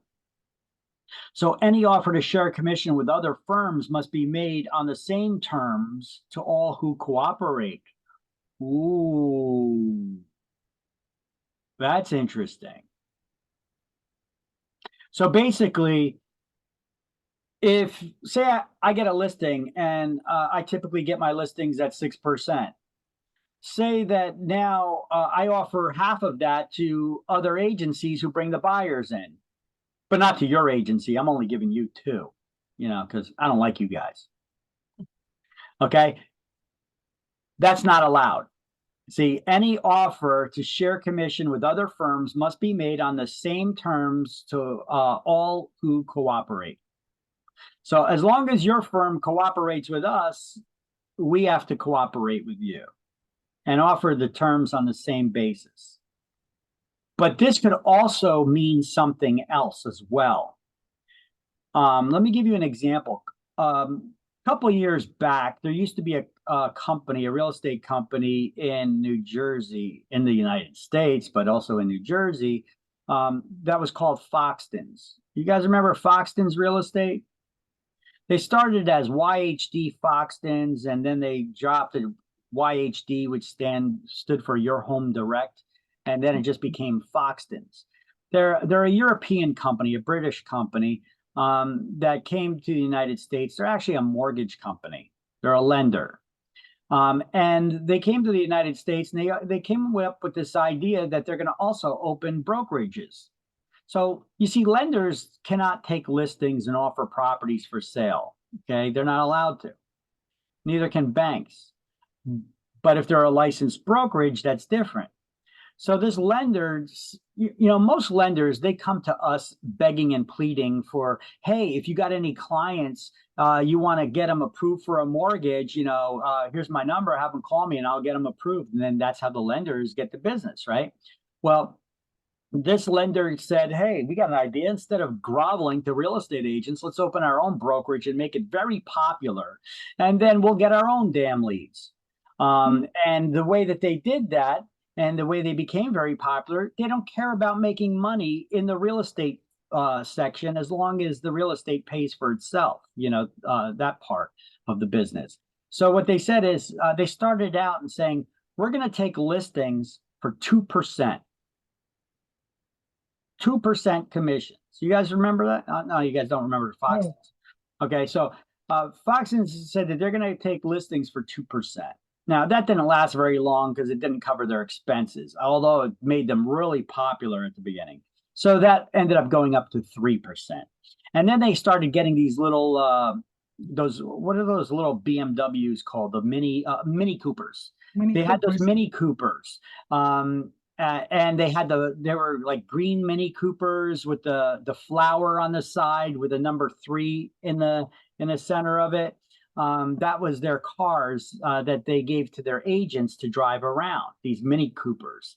And so they were getting a lot of business, and real estate agents freaking hated them. They hated these people. Why? Because they're taking listings at only 2%. They didn't care about making money on real estate. They were making money on the lending side, the mortgages. So real estate agents were like, you know what? They get listings at only 2%, and they offer us 1% commission to bring our buyers in to show them properties. Screw them. If that's the case, now when they have buyer's agents showing properties that to their buyers that they have pre-approved for mortgages, we're only going to offer them 1% like they do to us, even though we're getting 6% listings. Okay. The real estate commission said, no, you can't do that because that's not on the same terms that they're offering. And it's like, no, it is. They're only offering us 1%, so we're offering them 1%. And the real estate commission said, no, it's not. They're giving you 50% of their total commission. They're collecting only 2%, so they're giving you 1%. But they're splitting it 50%. You're getting 60% and you're getting 6% commission and you're only offering them 1% of that. That's way less than 50% of your total commission. So it's not on an equal basis that you're offering that. You see how that worked? So that's not so that's actually a prohibited thing. And the company could even, your company could even get sued for doing this because if you write in the MLS that that the commission splits you're offering are going to be half, you're offering 3% of the 6% to people, except for Foxtons, which you're only giving 1% to. That's kind of like a type of slandering effect, or I know I'm using the wrong term for it, but there's a legal term for what that is, but you're defaming them in some way and in public. So, there's companies that could have gotten sued by them and maybe did get sued by them for that. So, but the real estate commission said you can't do that because it's not treating them on the same terms. Okay. Anyway, so this is all about that price fixing stuff again. So I'm not going to go over that one more time. Let's see, discriminatory commission split advisories. Well, that's what I was just explaining here. An example of one brokerage charges 6% commission and lists a property and offers 3% to the agency. But the other company charges 3% and they offer you 1.5%. They're giving you 50%. You can't offer them 1.5% if you're collecting 6% because you're offering them less than your 50% of your total commission. Okay. And so the administrative code has a rule 11.5-7.5 on the Real Estate Commission's website. This is the Real Estate Commission's website. It's advisory regarding commission splits. This happened back in 2005. And that came about because of Foxtons. Because remember, I told you they started out at 2% and they were splitting at 1%, but then they raised it to 3%. So then they were splitting it at 1.5% they were offering. But other traditional brokerages were still like, that's nothing. I still got to split this with my broker. Well, you're only offering 1.5% commission. We're offering you 3%. So a lot of agents misinterpreted this as offering the same amount that they're offering you versus the percentage of the total. So that's what this advisory was about. And so it gets into it here and here. You guys want to read up on that or learn more about that? Commission splits advisory. I'll share that right there in the chat window. And also a good time for me to open up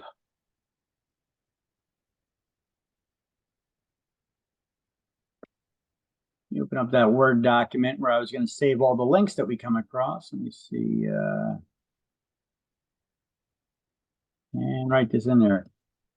Commission split.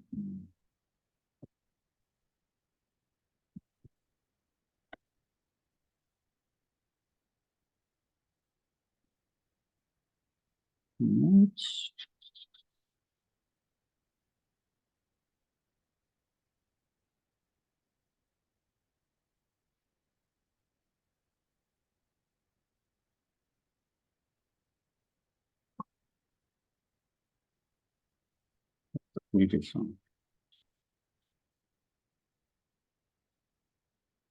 All right, so what happens if you violate licensing law? So now we're on page 22 down the bottom now. Probation, suspension, revocation. What could the Real Estate Commission do if you violate any of their rules or regulations, the laws or the rules of the Real Estate Commission, the administrative code? Well, first, what can they do to your license? They can put your license. Let's just highlight this stuff and then go to the next slide. Yeah. The next slide will explain it. I don't want to explain it here just yet. Just highlight it here, and we're going to go to the next slide.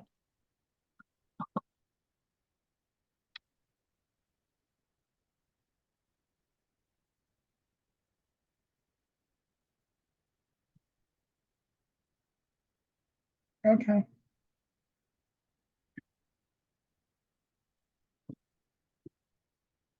Okay. I'm good. Okay, so here I have one slide with everything you need to know about what happens to your what the Real Estate Commission can do to you and your license in the event that you violate licensing law or the REX rules. So, the least severe discipline is they could put your license on probation. They give you a slap on the wrist and they say, "Don't do that no more. We're going to keep an eye on you." That's what probation is. Okay, they're going to keep a close eye on you. Suspension means they're temporarily lifting your license, in which time period you cannot work for a period of time that they're going to define. Or they could revoke your license. This could be for a period of time, or it can be for life. So that's what revocation is, where they take your license away. In addition, or fines can be imposed. They could fine you up to $5,000 for a first violation and up to $10,000 for subsequent violations. So, what are the fines for the Real Estate Commission if you violate licensing law? What could they do to your license? Probation, suspension, revocation. You need to know the order of them. What about the fines? Up to $5,000 for a first offense. Okay, so let me give you a question. You violated licensing law in some way. What can the Real Estate Commission do as a first offense? What can they give you as a fine? $300, $10,000 fine, $20,000 fine, or $50,000 fine? 300. 300, because it's up to 5,000. They don't have to do 5,000. They could be anywhere from $0 to $5,000 for a first offense, right? Or how about this? What's the maximum that the Real Estate Commission can fine you if you have 5 offenses in one transaction?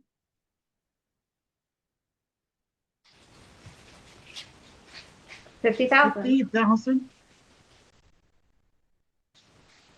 45,000, because for the first offense, it's up to $5,000. The other subsequent offenses is up to $10,000 each.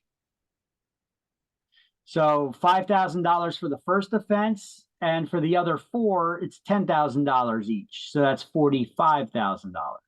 Okay, here's that breakdown of it. First offense, 5,000, second, 10,000, third, 10,000, fourth, 10,000, fifth, 10,000. So that's 10, 20, 30, 40, $45,000 as a total. That's basically how it works as a breakdown. So now, minimum of $200 fine with a maximum of $50,000 fine per offense for out-of-state subdivided land and timeshare sales violations. So this is a little bit different. So when we just talk about violations of licensing law and such, what are the minimum and maximum fines? Up to $5,000 for a first offense and up to $10,000 for subsequent offenses. But when it comes to timeshare sales or subdivided land, it's a minimum fine of $250 with a maximum of $50,000 per offense. That deals with timeshares, though, and subdivided land. The fines would be turned over to the state treasurer. Now, does the Real Estate Commission just take actions against your license or fine you, or is there a process to it? No, there's a process. First, they give you a 10-day advance notice in the mail to attend a hearing to answer charges brought against you. Give you a chance to defend yourself, right? If you don't like the results of that case, you can appeal it to the New Jersey Superior Court. And lastly, your broker can also be disciplined if they had guilty knowledge. Okay.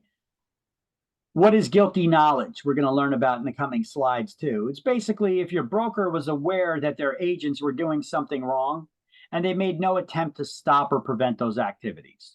They had guilty knowledge. But is it enough that a broker could just say, oh, I didn't know? No, because the real estate commission could say, yeah, but should you have known? You're their supervising licensee. You're supposed to be providing guidance and direction and supervising them. You know, that's why it's a big responsibility to be a broker. All right. So violations, the licensees must notify the REC within 30 days of any conviction, indictment, or being charged with a crime. We learned about that already. Repeat offenders with 3 or more violations may have their licenses revoked for life. Serious offenses may result in a license being immediately suspended. I know in this country you're supposed to be innocent until proven guilty, unless your last name is Trump these days, you know. But you know, prior to the environment that we're in these days right now, people were considered innocent until proven guilty in this country.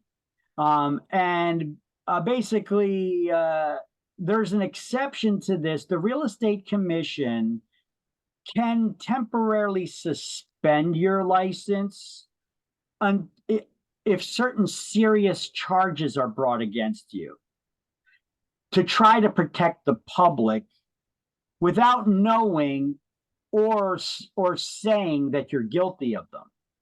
Because if they allowed you to continue working in real estate without suspending your license, if you're brought up on charges for rape, murder, robbery, kidnapping, or some other serious offense like that, and they just took no action, and you continue to have access to people's lock boxes to get into their house, and then you do it again, they could be held liable for being complicit in allowing you to reoffend in this way. Now, let me put my lawyer's cap on for a moment. If I had a lawyer's cap on, I'd be like, well, isn't that implying that my client is guilty before they, you know? So there's arguments that can be made on both sides of this one. You know, how's my client supposed to make a living if you're suspending their license? How are they, you know, you're implying that they're already guilty by taking their license away or suspending it, you know? But this is the rationale behind why the Real Estate Commission does this. And it's one of the stipulations when you get your license that they can do this. Before you're ever found guilty of any crime, they can suspend or revoke your license at their own whim. Okay, so they don't need to justify it or explain it to you. Okay, but in this case, they'll tell you, well, until the case is resolved and we have an outcome one way or the other, we're going to suspend the license to try to protect the public. Because what is the Real Estate Commission's job? To protect the public from unscrupulous brokers and salespeople, right? All right, so the REC disciplinary actions page, by the way, this is a page that I've brought up to you guys quite a few times. I gave you screenshots that I showed you about different crimes that people have been found guilty of, and actions or were taken against them where they were fined or disciplined because of that. Well, where am I getting that information from? Well, I'm getting it from this disciplinary actions page on the Real Estate Commission's website. I could share this with you if you want in the chat window right here, right now. There we go. There's the REC's disciplinary actions page. That's where I go to. It's not a searchable database. You can't put somebody's name in there and search. It's actually goes by year, and you have to go through each case file to see if you recognize the name. Okay, so sometimes if you're bored, you may go through them and get some giggles out of it. Let's go there and take a look for a second ourselves right now. Not that we got a whole lot of time to be doing this, but we'll just go look really quick. Okay, so here's the Real Estate Commission's disciplinary actions page. It looks like this.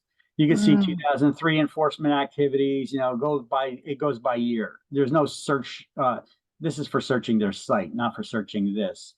Okay, so let's look at the enforcement actions in 2003. See what happened.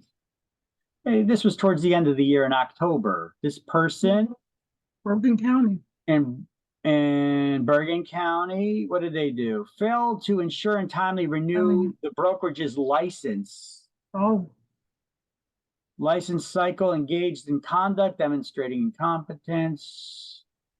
Failed as a broker to record and ensure the individual licenses licensed through his company did not engage in brokerage business when the brokerage license was not active. So he agreed to pay a fine of $5,000. Yeah, I guess he didn't renew his company's license. So you can't work if you're not actively licensed, and all the agents under you can't either. So he got held liable for that. Okay, now this guy, what did he do in October as well? Falsely responded to qualifying questions with the renewal of his license, that he procured a license by fraud or misrepresentation or deceit, by misrepresenting the status of his court-ordered child support obligation. Ah, look at that. If you're behind on child support by 6 months or more, remember, that could be a reason. So he said he was not. And therefore, what happened to him? Oh, what happened to him? By misrepresenting this, according to he's ineligible for any license issued by the commission until such time there is no arrearage. So he's got to get caught up on his child support. And then he also has to pay a $1,500 fine as well. Until then, he can't work. Okay, this was in Middlesex County. Okay. Don't do that, Steve. They're your kids. Take responsibility. Pay your damn bills, buddy. It's not like it's a penalty. They're your kids. You should love them. You should take care of them, right? Come on, man. What's going on with our society? We're going down a crapper. All right. Anyway, you get the idea here. You got to search like this to come up with somebody's name. So if you want to see if your broker that you're going to go work for is listed here somewhere, you'd have to sift through this. All right.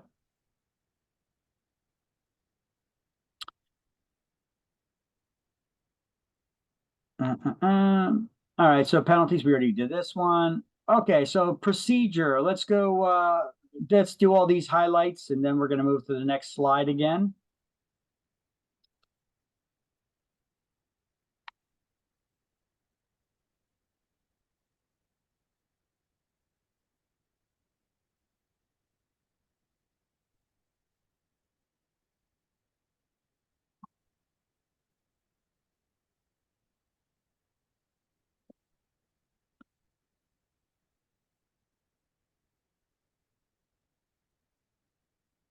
This is page 23.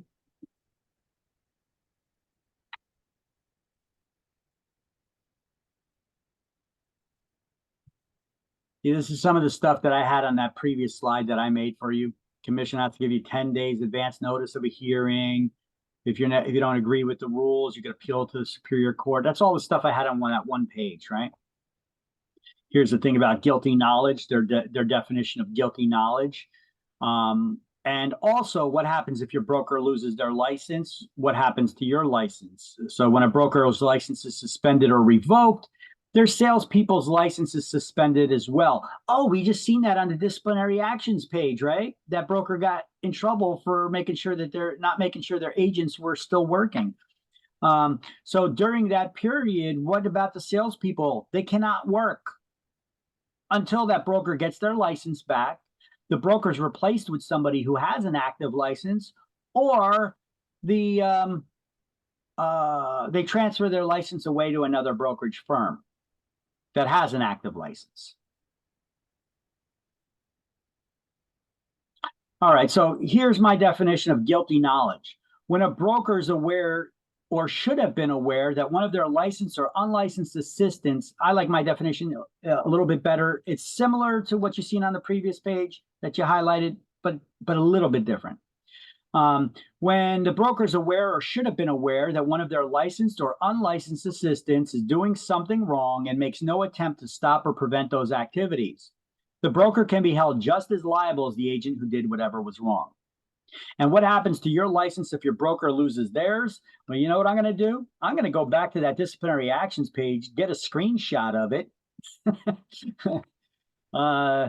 And we're going to use that one where that agent, I'm going to get the screenshot.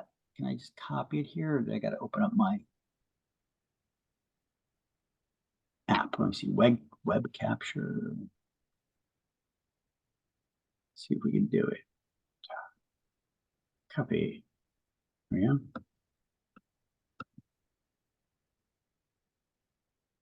And we're gonna, yay, we can do it that way. That's awesome. Just gotta move things around, shuffle them around a little bit.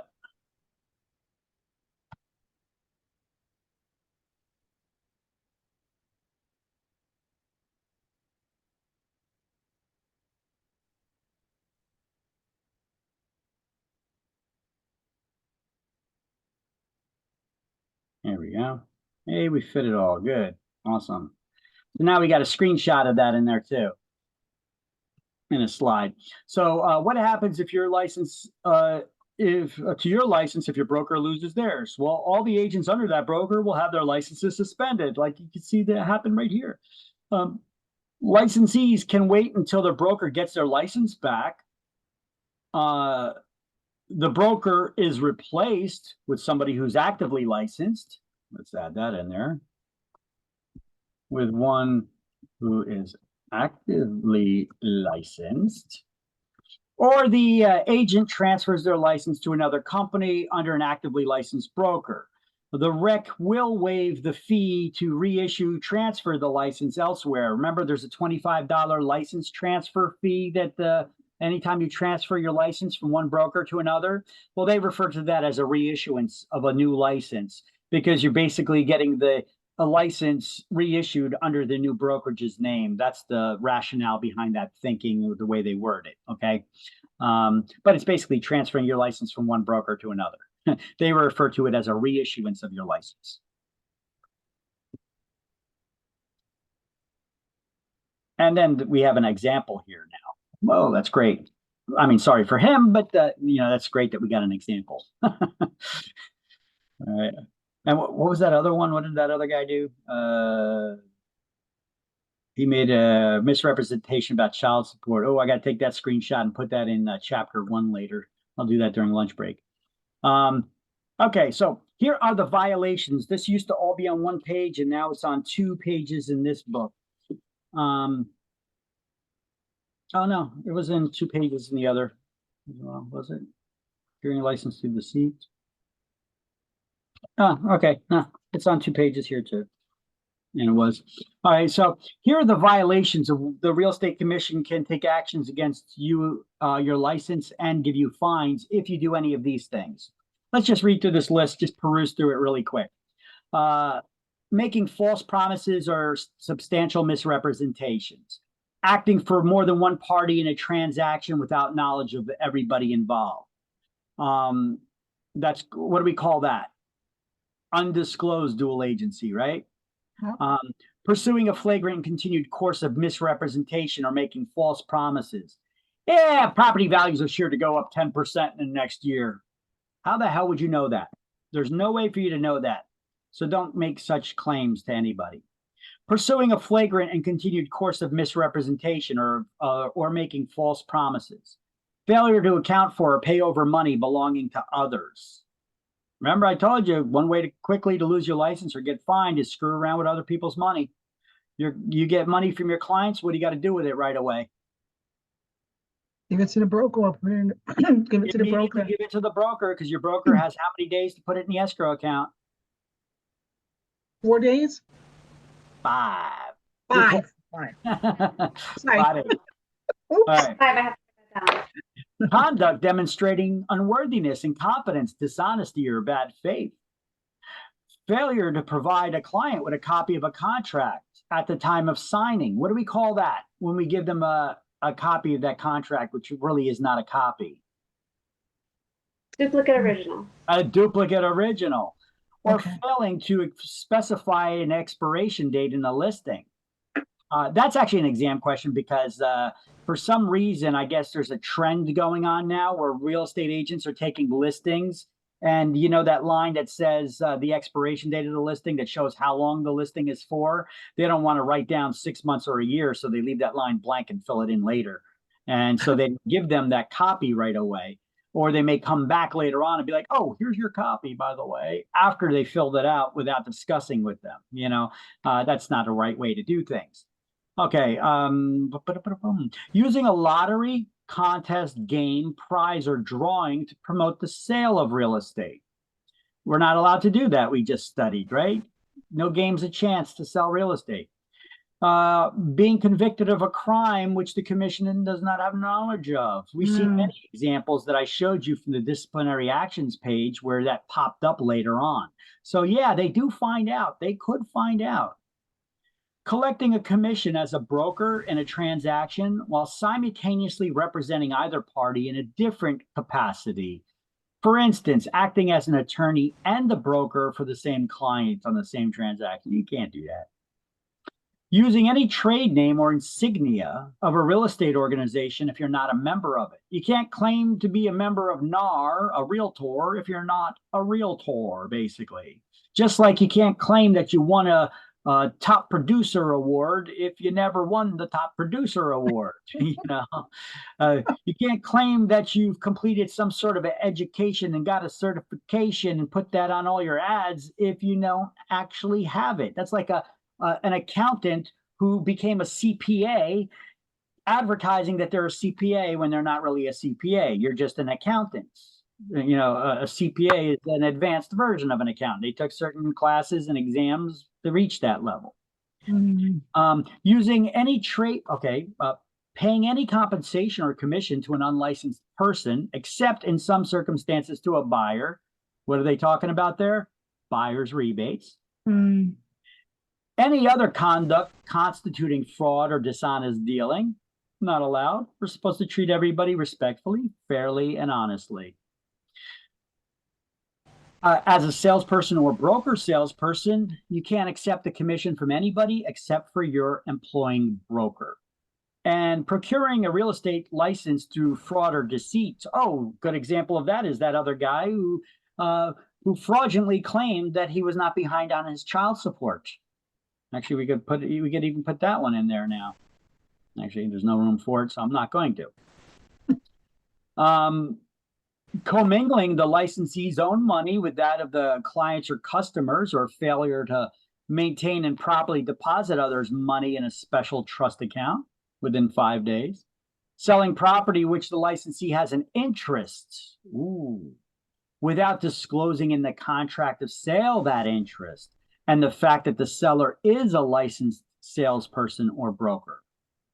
So if you're buying a property for yourself, for an investment, you have to put in the contract that you're buying the property for yourself for an investment.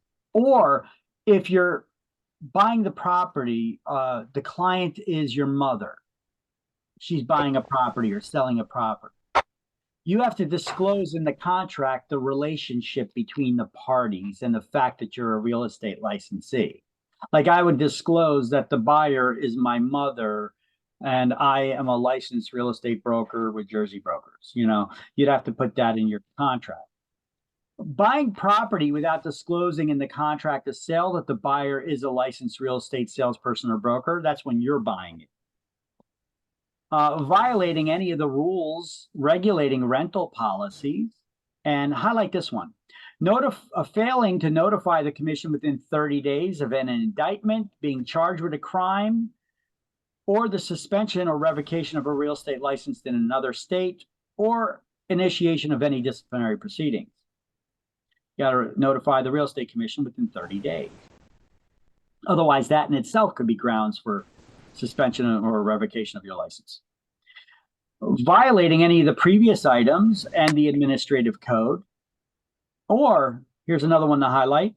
If licensee is guilty of a third violation of any of the listed articles above, the person may be considered a repeat offender and denied ever holding a real estate license again. In other words, your license can be revoked for life. 3 or more violations, your license can be revoked for life. The Real Estate Commission can just deem that you don't seem to care very much about these rules and laws and seem to be doing your own damn thing. I actually fired somebody once like that. You know, I, you know, I've got nothing against people from other countries that are here legally. You know, I've got this. I had this one guy. Now it doesn't matter. Anybody here, legally, illegally, they could get their real estate license. But this was quite a few years ago, before illegal immigration wasn't a fad that was okay and acceptable. I had a guy here. He was licensed in my office. He came from another country. He was here illegally in the United States working, but he was stuck on his way. Sometimes you have issues with people that do come from other countries, that they have problems assimilating with the cultures and the laws of certain other countries that they come to. And this guy had this chip on his shoulder, and he'd always talk about how, in my country, we don't do it like that. In my country, this is the way we do. In my country, this is normal. I was like, dude, you're not in your country anymore. This is your country now. You're here in the United States. You got to follow the laws of the United States and New Jersey and the Real Estate Commission in New Jersey. You can't just do whatever the hell you want. And he's like, well, I make more money this way. I'm like, listen, you're not listening to me. I'm your broker. If you don't start following the law and doing things the right way, just do it the right way, you know? And I seen that he started like mumbling under his breath again. And I was like, dude, what's the problem? Well, you want to do things so stupid. You can make more money doing it like this. I was like, you know what? Grab all your crap. You're fired. I don't want to deal with you. Go work somewhere else. I don't care where you go, but you're not going to be working for me doing this. My license is worth more than you, who is willing to ignore the law, take advantage of people, screw people over, and steal from them, basically. I'm not going to be a part of it. Get out. You're fired. You know, and I got rid of the guy. You know, I'm not going to get a bad reputation, or have people getting screwed over by a bad agent. You know. Yeah. In hindsight, I probably should have also reported him to the Real Estate Commission, but that could have probably backfired on me. They could have probably fined me for something that he did, knowing my luck, you know. So I just got rid of him.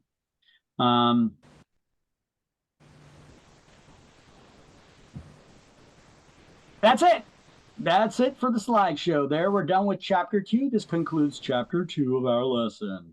All right, so let me go back there. I'm actually going to add in a screenshot from that, and add another slide in there.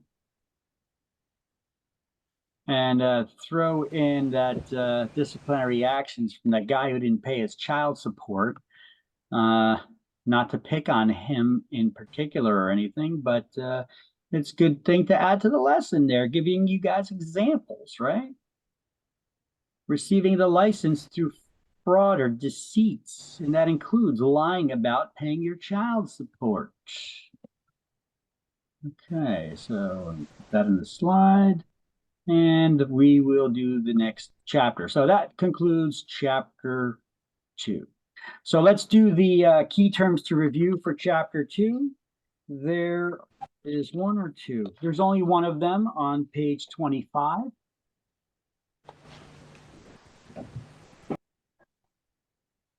So key terms to review chapter 2. The way it works is like this. I read out the answer on the right-hand side of the page. You shout out what you think the corresponding answer is to it on the, or key term is on the left side of the page. There's no penalties for wrong answers, so shout them out as you got them. Are you ready? Yes. Are you ready? Come on, wake up, people. All right. Broker's additional place of business. What do we call that?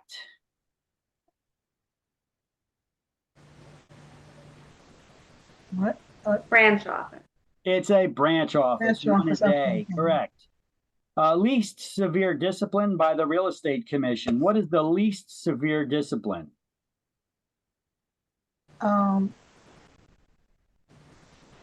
F. Probation. Probation. 6 is B. A place for Oh, money okay. belonging to clients and customers. Where do we put our clients and customers' money? Escrow. We put it in the Escrow escrow account. Escrow. 4 is C. A copy of a real estate contract with original signatures. What do we call a copy of a contract that has original signatures on it?